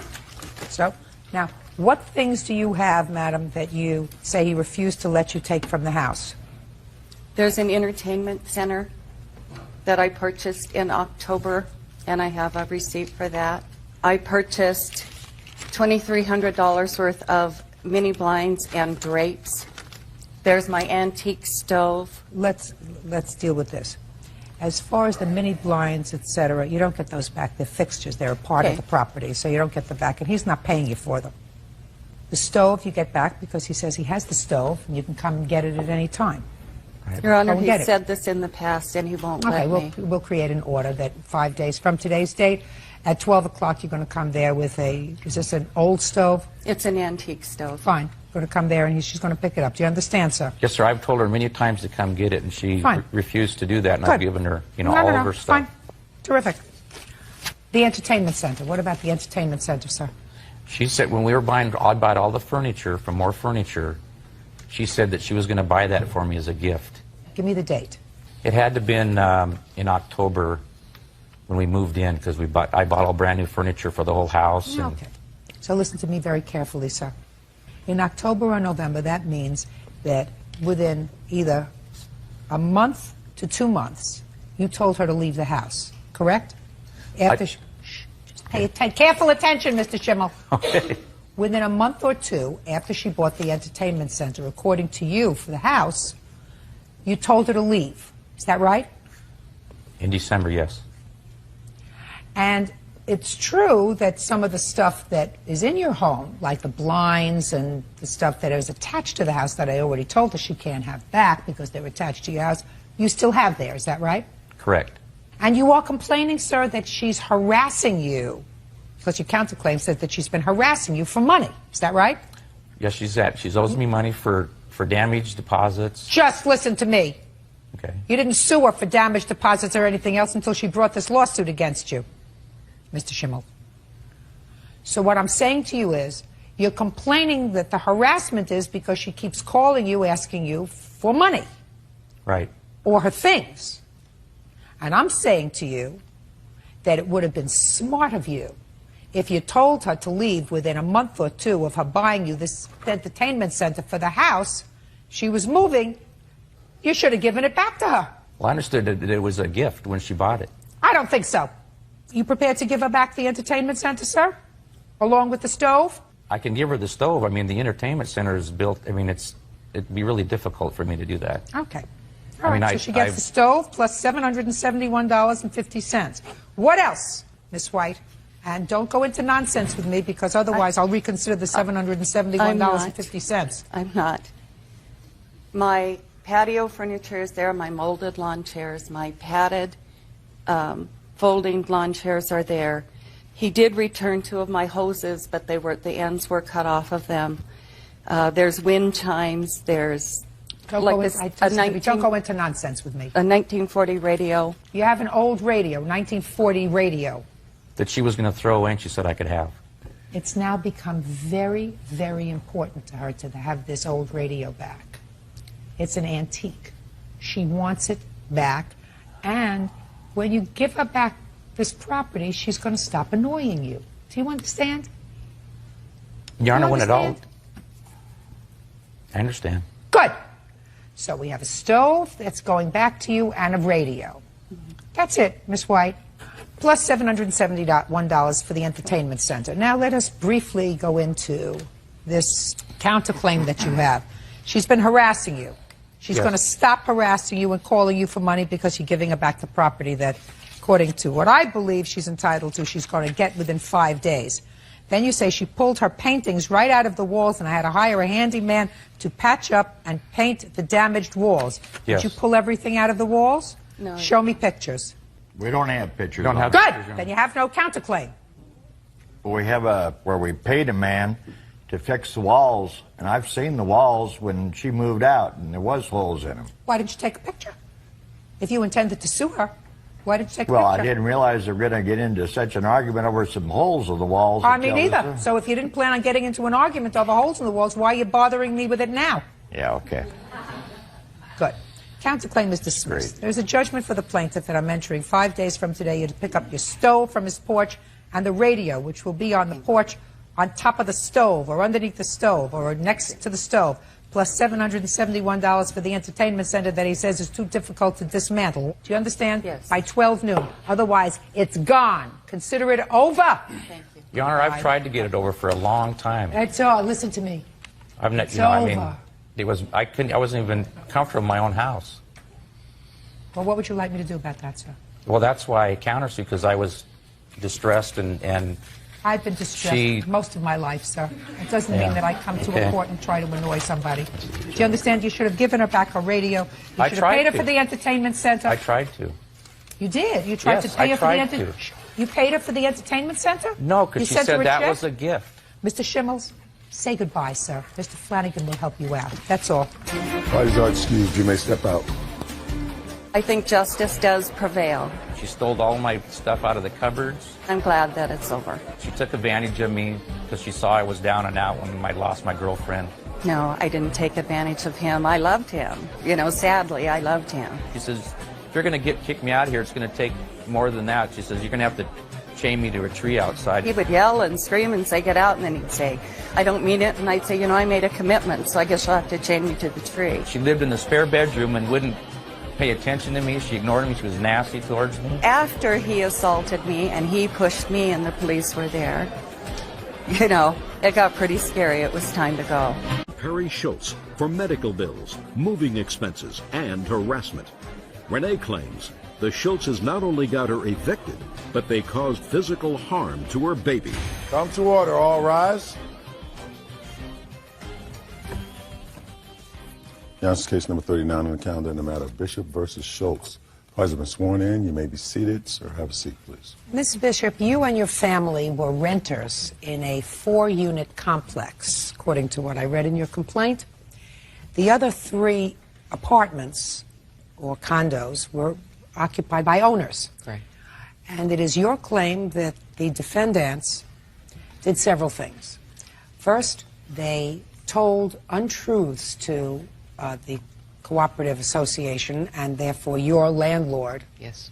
causing you to be evicted. Yes. And next, you allege that the defendants, one or both of them, put needles in your laundry which got into your baby's pajamas, which caused injury to the baby. But shh. and you want to be compensated. Yes, ma'am. I assume that they did not put any needles in your laundry on purpose. If needles got into the laundry because Mrs. Schultz is a diabetic, yes, does use needles. No. Doesn't use needles. No. Okay, interesting. And in addition, that whatever statements they made to the landlord, your landlord, were true, and if you were evicted, it was because of your own conduct. That's their defense. I just want to check something. Well, I'm reading your answer, Mr. Schultz, and your answer says, my wife is diabetic, and when the plaintiff's husband brought the lancets to me... There's a difference between lancets and needles. Oh, okay, lancets. Okay, yes. So I used the wrong word. Used Lancets. Lancets. When plaintiff's husband brought lancets to me, he said he found them in the washer.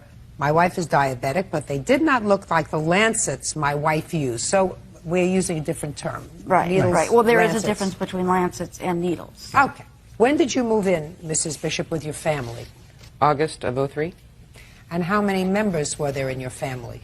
3, myself, my husband, and my baby. How old is your baby? 1 year and 4 months. Did you have trouble with Mr. and Mrs. Schultz or any of the other neighbors when you moved in? Just the Schultz. No, the other neighbors were very kind and friendly, normal neighbors. What happened with Mr. and Mrs. Schultz? I think the first month or two was fine. We were friends. Well, actually, it was... I didn't ask you anything yet. Mr. Schultz was very kind and helpful, showing us where the things were, telling us how things ran around there, like he was a That was the landlord. first month or two? First month or two. I understood from the neighbor in number 2, Tammy. Don't tell me anything that a neighbor told you. Okay, I understood she needed a kidney. So I went up and offered her a kidney and asked her what blood type she was. She said she was blood type AB. And we talked about it. So, it's good. To my best recollection. Anyways, Go ahead. So, just things started happening where the laundry problems. They parked in a, his truck is very big, it's a Bronco, and it's blocked our space. When we moved in, we asked him several times to please move it. We can't get our car in the garage. Here's a violation that was written on my car because his car was parked in my space, so I had to scoot my car over the line. So I was ticketed because they called on me after we asked them to move the car and complained to the landlord. Mr. Schultz, did you and the plaintiff and or her husband ever have a conversation with... Could you stand up and take your hand off your hip? I'm sorry? Did you and the plaintiff or her husband ever have a conversation with regard to your truck encroaching on their parking space? No, not... Never? No. Never? No. Your Honor? No. And actually... However, excuse me, Your Honor, however, though, I did quite a few times ask them if they could move their car over because I couldn't get into my car, and she is... Now, just one second. Okay. So there was a problem. There was a problem. Now, when there was a problem, it was because their car was parked too close to the line, yet their car was parked within their lines. But you have a very large car, and in order for you to get in and out of your spot, you wanted them to move their car further over. To the other line. I understand. Your wife is answering the question, sir. I mean, you know, I understand. She understands what I'm saying. You may want to give me a lot of baloney, but I'm not going to tolerate it. You asked them to move their car to the other side because you have a very large car and it was difficult for you to get in and out of your car. Is that a fair statement? That would be a fair statement. That's a fair statement. Okay. And what I assume happened is you parked it as close to the line as you possibly could. Is that what you're telling me? Not necessarily, but Not necessarily. Let me see the pictures. I'm 10 steps ahead of you, sir. There's a picture I'm of 10 his steps Bronco, ahead of you. And here's the rules and regulations. You know, fortunately, we all come to our jobs, Mr. Schultz, with a life's experience. I'm grateful for that. Yeah, well, in this case, you may not be. Judge Judy continues in a moment. Her former condo neighbors, Michelle and Perry Schultz, put needles into a laundry dryer, causing injury to her baby. Renee also claims the Schultzes lied to the landlord and got her evicted. Let's get to the rest of the complaints that were made, because that's what you're alleging. Let's get there, and let's get there fast. Okay. And then we'll get to the lancets. Okay. What? May I ask my witness to come up and explain? Absolutely. Who are you? I'm her husband, Brett Bishop. Okay. Do you have the complaints? No, we do not have the complaints. Well, then how am I supposed to adjudicate that we part of were your not claim? able to get them from our landlord in time. Well, then, yeah, I have to strike that part of your claim. Okay, then I have nothing in that regard. Good, fine. And let's get to the needles incident. I went out to get the baby's laundry out of the dryer. And When was this? January 29th. And found needles in the dryer, and I came back in the house and called my husband, and he told me that they might be hers because she's diabetic. Okay. Do you have any of them with you? Yes. And this was before you put any clothes on the baby? No. What do you mean, no? Similar of what the needles look like.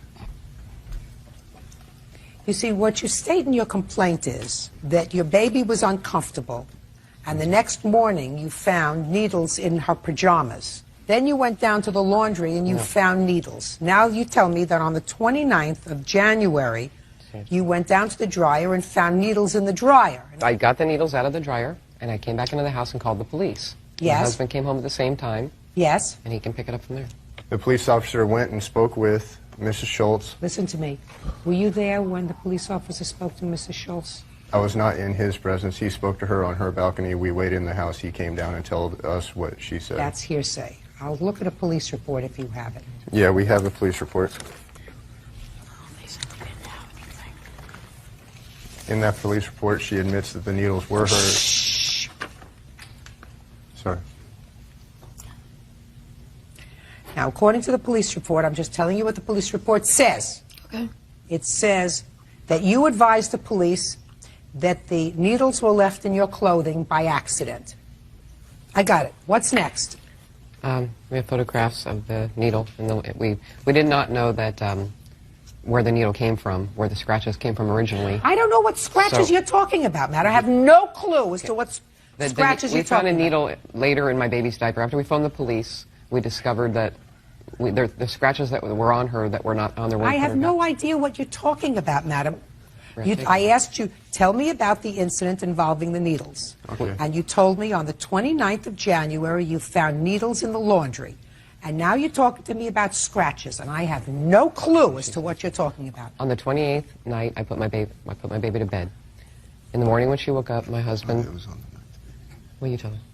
On the 9th, we put our baby to bed. I usually put the baby to bed, and she had no scratches to her labia area. She was very fussy that night. We thought she was teething.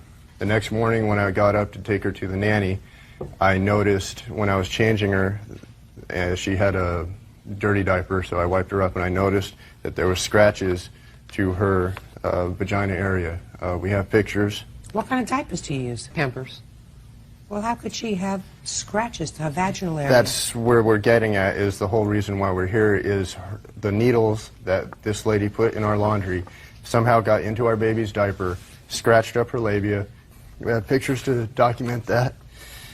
We have pictures of the needles, and our emergency room doctor We dug through the diaper pail. saw those. We have a diaper pail we keep the diapers in, and after discussing with the officer and finding out the needles 2 weeks later that she has got scratched from, we assumed we better look through the old diapers that we keep in the pail, which we have pictures of the diaper pail and the needle in the dirty diaper. So that's how we didn't know where the scratches But you came don't put from. diapers in the wash. Oh, shit. So we put 2 and 2 together and took her to the emergency room, and they wrote the report that needles stick to the labia. And they did the HIV test on her, hepatitis testing. And So what you're telling me is, I mean, I don't know what these pictures show, madam. You're showing me a picture of a dirty diaper with a blue needle in it. Is that what you're showing me you found? Yes. I don't believe you. I don't believe that 2 weeks later you kept dirty diapers in a pail. The baby goes to the nanny Monday through Let Friday me explain because I'm something to you, disabled. madam. I do not believe that you kept dirty diapers in a pail from January 9th to January 30th. I don't believe it. It doesn't make sense. And I'm not crazy about their attitude, especially his. I'm not sure about hers yet, but especially his.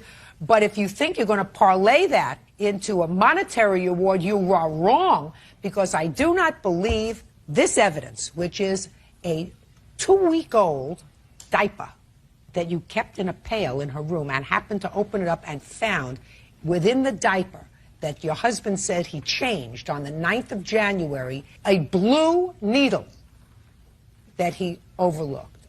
I don't buy it. It was My very- problem is that 3 weeks later or 2.5 weeks later, when you found this You took your child to the emergency room? Mm-hmm. What date did you take the child to the emergency room? The 29th. 29th.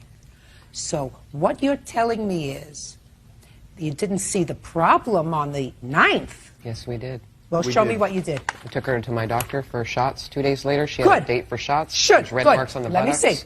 Let me see. 2 days later, let me see what the report says. Well, infant. Red marks on Red buttock. mark on buttock. That's not what your husband just told me. Your husband told me that she had needle punctures on her labia. Listen, what do you think? I was born yesterday. Your case is dismissed. They may have not been good neighbors, and they may have done a lot of things that were nasty to you, but you're not going to parlay that. My only problem is you did take the child 2.5 weeks later to an emergency room where somebody found a needle prick on the child. My question is, how did it get there 2.5 weeks later when it wasn't on the doctor's report 2 days after what you allege is the incident? Because that causes me a great deal of concern. They've Not been in our from laundry them, more than but one from time. you. Your case is dismissed. Your Honor, Step out. please. Out. Thank you. Oh, that's...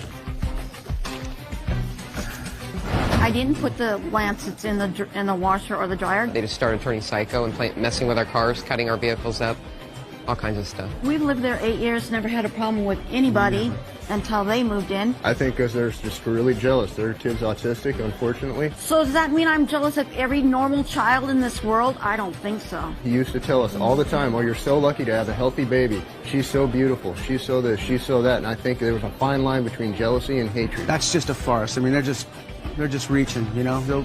Desperate people will do desperate things, you know, and they're desperate. Assistant Director of Human Resources, Naheed McGowan, is suing hair salon owner Manouk Kasabian for damaging her hair and scalp during a Japanese hair straightening process. Naheed also claims Manouk is guilty of sexual misconduct.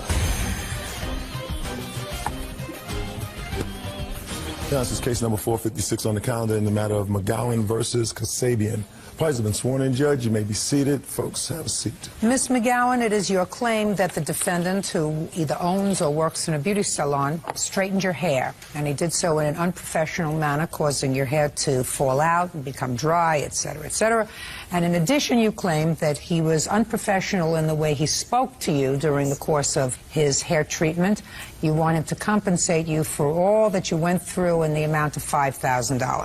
Mr. Kasabian says that he performed a service for you. He did so in a professional manner. And as a good businessman, when you came in and complained, he gave you a partial refund, but he certainly doesn't owe you any more. That's your defense. That's right. Okay. What kind of process were you putting on your hair, Miss McGowan? Well, I actually went in to have my hair, it's called Japanese hair straightening. And I went in. Had you ever had this Japanese hair straightening before? No. What prompted you to do it? I had a curly hair, so I wanted to just kind of save time getting ready in the morning because I have a small child.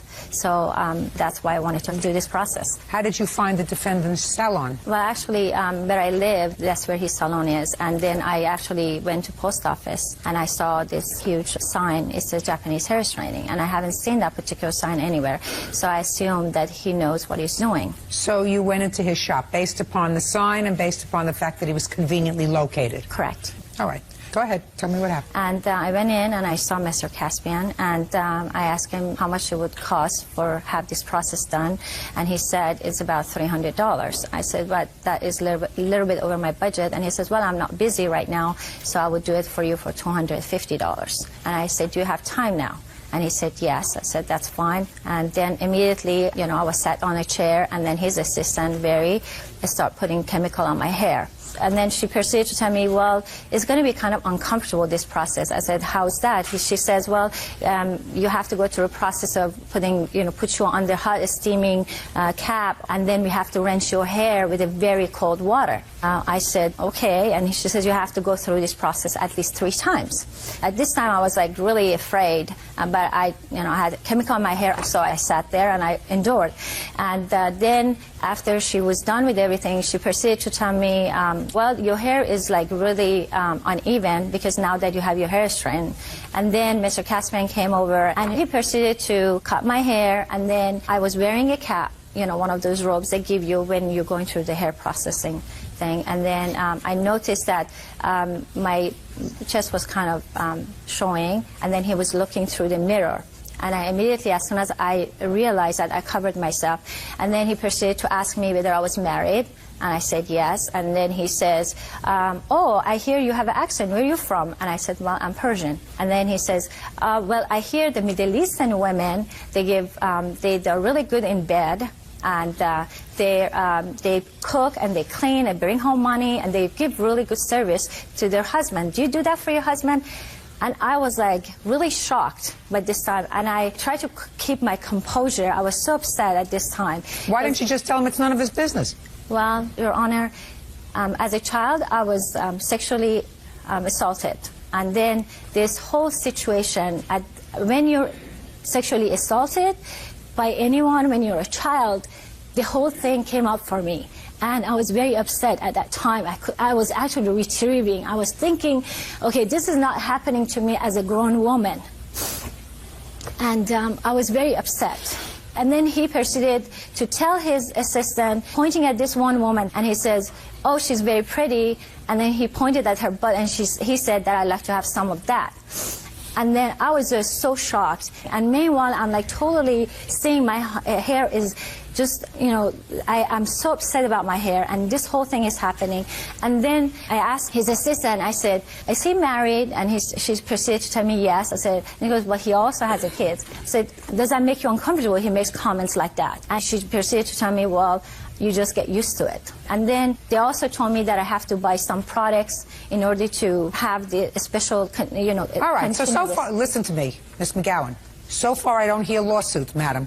I hear you didn't have a nice experience, but I don't hear lawsuit. Okay. So far, what I'm hearing is you went in to get your hair processed. You'd never had this process before. You didn't ask enough questions. When they straightened your hair, it was uneven because certainly curly hair is cut differently than straight hair, so he cut your hair. And while he was cutting your hair, if I believe everything that you say, he acted like an idiot.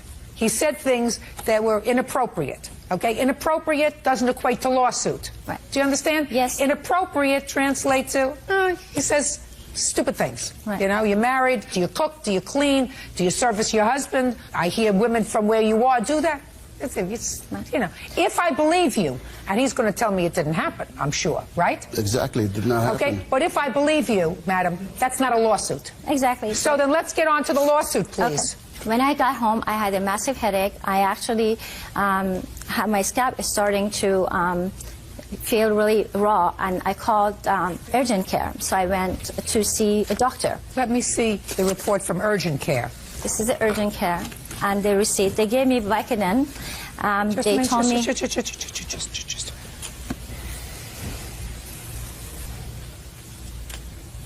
Are you showing me something from a psychiatrist? Well, I'm showing you a couple of things. The very first page is from urgent care. I have a very bad headache, and my scalp was completely raw, and that's why they put me on Vicodin, which I've never taken before. Okay. And then after that, I couldn't sleep for 3 consecutive days, and called my primary physician, and he asked me to go to psychotherapist. And that's what you see, is a psychotherapist. What else? And then during this time, I actually went to another beauty salon who they knew how to retrieve my hair, and these are the costs. That I have the receipt, and also some of the product that I had to get to.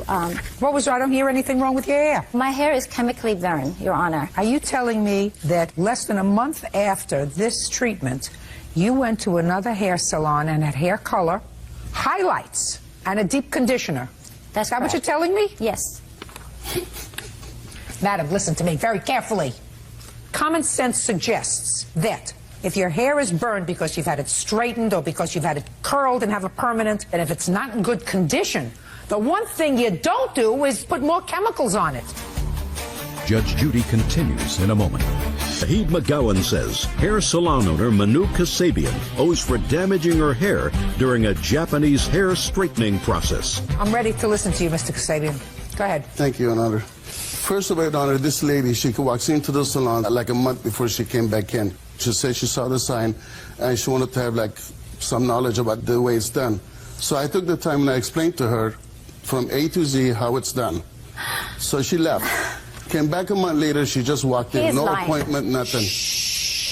You're Listen, completely Miss lying. McGowan, Miss McGowan, Miss McGowan, look at me. Don't speak. Did you hear how quiet he was when you were testifying? You were testifying for 12 minutes? Listen! Did you hear how quiet he was when you were testifying? He didn't say anything. That's what you're supposed to do. Don't tell me shy. Don't tell me whatever brings back. I'm not interested. I want you to be quiet and let him testify. You had your turn. We understand each other? Yes. Okay, so she came in once, then she came back again July 13th. So she came back the second time. She just walks in, no appointment, nothing. She says, I made up my mind, I want my hair done. I go, okay, sure, I'm not that busy, I'll do it for you now. So we started working on her. My assistant started to work on her, and then I came and I did the chemical straightening myself. During this time, I look at her hair, and her hair is like very uneven. So I said, can I trim it for you, fix it up? She said yes, so I went ahead and I cut it for her. And then she's saying that I'm looking at her hair through the mirror. How am I going to look at her breast, Your Honor? She has a cape on it, she's covered up. And then she paid for her hair, she was very happy, she left. Now 3 days later, she comes back in by herself. I'm very busy at the salon, I had like about 5 people we're working on. And she says to me, my hair is fuzzy, I need to talk to you. So I look at her from a distance, I go, come closer, let me look. My hands are full of color. I'm working on this lady here. Which lady? Miguera. You were She's a my customer? client. Yes. Just a customer? Yes, Your Step up. Tell me your name. Mayada Cillian. Do you recall being in the shop, being a customer in the shop on the day when Miss McGowan came in? Yes, Your Honor. You don't know him from any other place other than the salon? No. Okay. Tell me what you heard. Well, he was coloring my hair at the time that the lady walked in, and she was complaining about her hair being fuzzy. And to look at it, and he tells her, well, it went under chemical process. It's going to take time for your hair to rejuvenate, but it looks fine to me. You can't wash it until 5 days, but it could be touched up with a blow dryer or straight ironing. And she goes, well, I don't have a straight ironing. He goes, well, I know you don't have it, but we sell it here. They sell it everywhere else. If you'd like to purchase one, it's fine. Or you can just touch it up with a blow dryer. And she was still unhappy. She was complaining and started talking loud to him. What did she say? She said, well, that was not professional. I'm not happy at all with my hair, and you're really not giving me the attention. He says, if you want to take an appointment, I can condition your hair for you, give it back some moisture. You're more than welcome to come back. But now I can't do anything. I'm with a client. I am sorry that you feel that way. She walks out unhappy and leave and come back maybe 15 minutes, 20 minutes later with her husband doing another big scene. Well, what happened when she came back with her husband? She came back with her husband. He was done coloring my hair. I had the process on. He was cutting another lady's hair. And she walks in with her husband. Her husband asks him to step out. And Mr. Manouk says, I can't leave my client and step out. He goes, if you don't step out, I'm going to make a big scene in your salon. So Mr. Manouk said, you already made a scene. Let's just hear it, what you have to say. He just started yelling and cussing and using bad words, and all the clients were surprised. I mean, he had other people sitting there that they were really upset and got up and started telling them, please, to be quiet and calm down. And he won't do that. They were both upset. They threatened to do a lawsuit, and they said, we want our money back. You're not giving us our money. He says, I can't give you the money for something I did right. They wanted the money back for their product that they purchased. He says, no problem. You bring the product. I give you the money back. Your Honor, she wanted to keep the product and have me pay her back the money for the product and the hair. So after 5-10 minutes of being loud and talking, Mr. Manouk just asked him to leave because it was a really big scene in the salon. Mr. McGowan, you want to step up here, sir? Why did you go into the salon that day? Well, after seeing my wife very upset and crying for several days, couldn't sleep for 3 or 4 days, I finally asked her what is wrong, and then she told me that she went to a salon and he didn't have the time of day for her. So she said, will you come back with me? I just want my money back. And so we went into the salon. I said, Mr. Kasabian, we need to talk to you about her hair situation. She said you made a scene in the salon. Here's what I said. I said, we need to talk to you about your hair salon. Can you talk to us now? No, I'm busy. I said, you wouldn't talk to my wife a while ago. I said, you need to talk to her now. Either you talk to her now or everybody's going to hear it. Well, why would you do that, Mr. McGowan? That's outrageous. Sir, listen to me. That's outrageous. Sir, your wife walks in the middle of a business day. She wants his attention while he's working on somebody else. And because she wasn't instantaneously gratified, she went home. She cried to you. You went back to the store and he was working on somebody else. And you said, if you don't take care and speak to my wife immediately, you made a scene. Well, for you and your wife to walk into a business that's a busy salon and make a scene because you didn't get instant gratification is outrageous. Your Honor, he burned my hair. And you reburned it 3 weeks later. No, I didn't. Are you wearing a wig now? No, I Your didn't. hair looks just fine to me. Your case is dismissed. That's all. Parties are excused. You may step out. Just because my hair looks good now, it doesn't look like a porcupine. It doesn't mean that I did not endure a lot of headaches. I think there are a couple of con artists that would try to get something for nothing. I had to go to psychotherapy to just be able to endure his misconduct. I think she's psycho already, and she should be put away. 23-year-old warehouse worker Monique Goodwin is suing her former landlord, apartment manager Linda Kyle, for medical bills, a security deposit, and pain and suffering. Monique says, due to Linda's negligence, she almost died. Yeah, this is case number 489 on the calendar in the matter of Goodman versus Kyle. Parties have been sworn in, Judge. You may be seated. Miss Goodwin, Miss Kyle was the resident manager in the apartment complex where you used to live. Correct.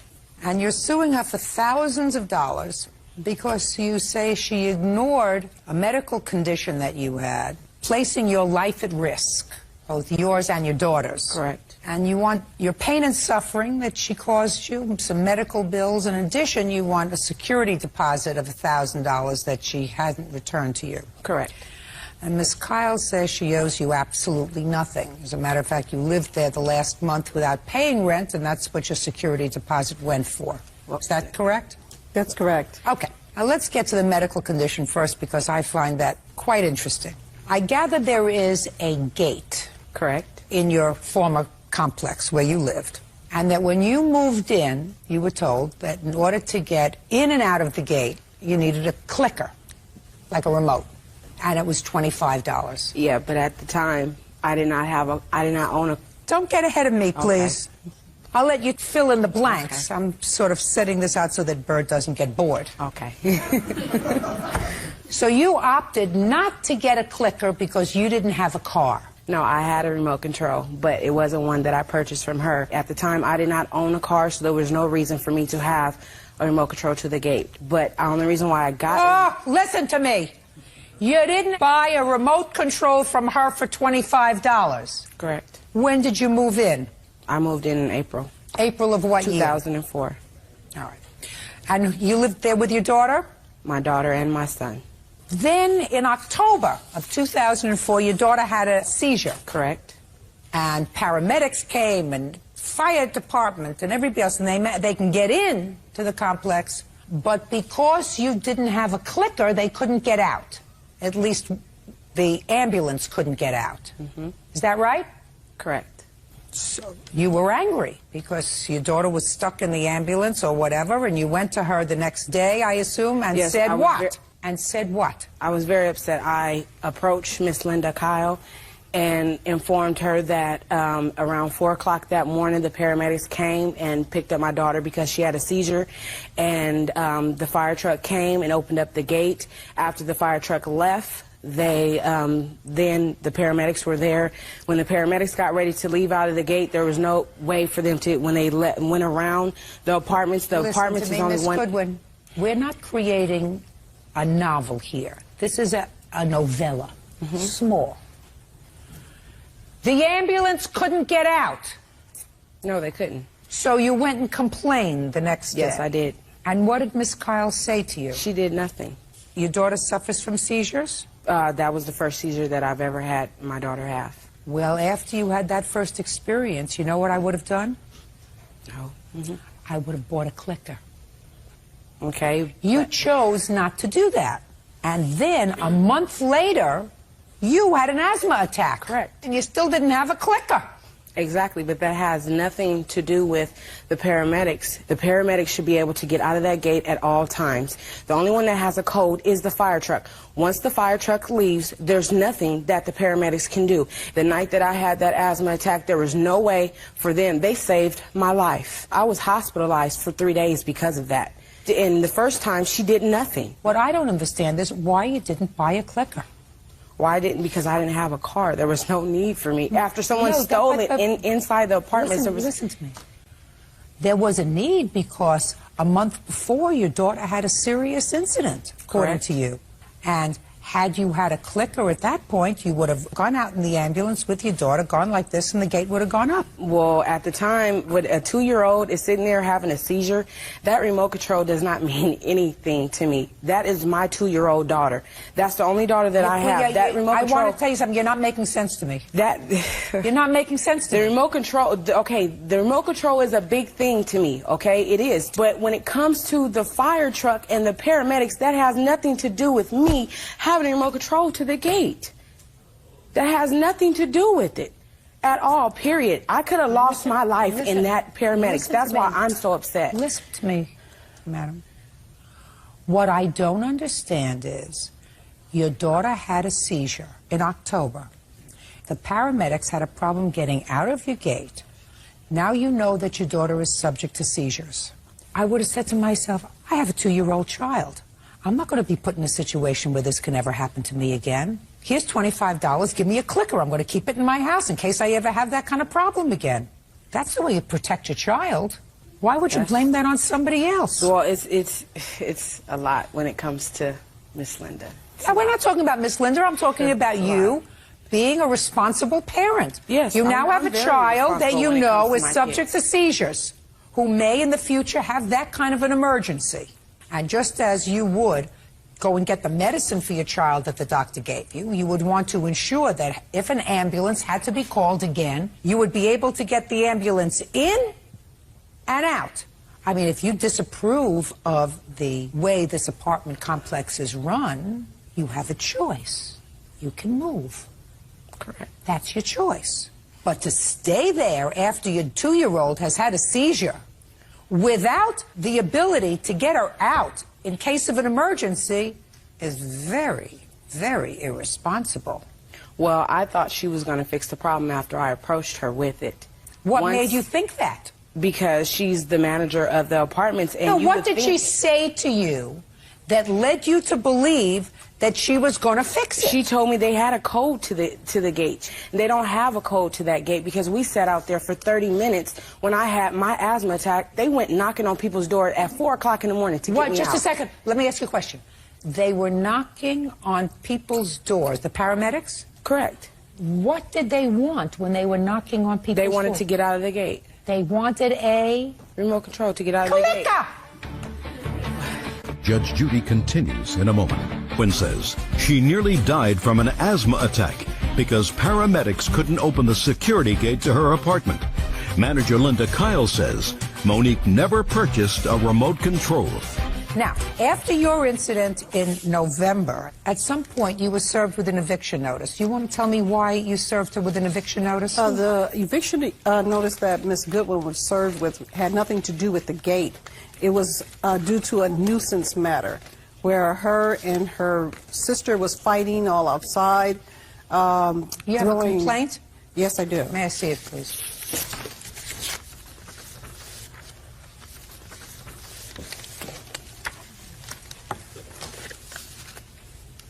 Who witnessed this? Actually, it was 3 or 4 apartments in the complex that called and reported that there was a big scene. Did you have surround sound in your apartment? No, I do not own surround sound. Your Honor, she told me she owned surround sound. When did she tell you that? When I asked her to turn her music down. What did she say? She said that she didn't feel that she should have to get rid of her surround sound, that she had a right as long as she paid her rent and her apartment to play her music whenever she felt like it. Which is a lie. Okay, so you were served with this 3-day notice to quit on December the 1st. No, I wasn't. When were you served? I was given this notice to quit on December the 3rd. I tried to give her my rent on the 1st of December. She looked at me with a big smile on her face while me and my mom was in her office and told me that she was not going to accept my rent. Okay. So she said, I'm not going to accept your rent on December 1st. You were given a notice to vacate the apartment. When did you, in fact, leave the apartment? We went to court on January the 5th. I didn't leave until January the 22nd. What was your rent? My rent was $625. Did you pay rent for December? I tried. I have. Don't tell me you tried. No, I... Did you pay rent for December? Did you live there in December? Yes, I did. Did you pay rent in January? No, I did not, because she Did you live there in January? Yes, I did. I tried to give her my rent. She did not want it. No, she wanted you out. The only issue is whether, when you moved out, you owed any money. You lived there for 2 months. You didn't pay rent for 2 months. I'm not here to determine whether or not the underlying case of the eviction was right or wrong. That's been resolved by the housing court. I'm here because you want your security deposit back, and what I'm saying to you is you expected to live there for December and January and not have, I'm speaking, and not pay rent? I'm gonna get mad. Are you living someplace now that you like? Yes, me and my kids are very happy. Good, that's what I think should happen. I think that you and your children should find a place to live where you're very happy. Does it have a gate? Yes, it does. And as a matter of fact, the people can get in and out of the gate. Perfect. Then you're in a place where you're happy. But the problem... Listen to me. You're in a place where you're happy. All right. Now, you were given an opportunity to get a remote control for the gate. You chose not to get one. Even after your daughter had a seizure, you chose not to get one.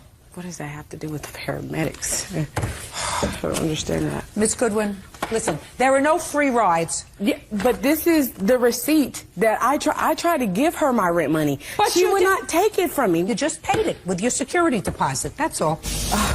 Parties are excused. You may step out.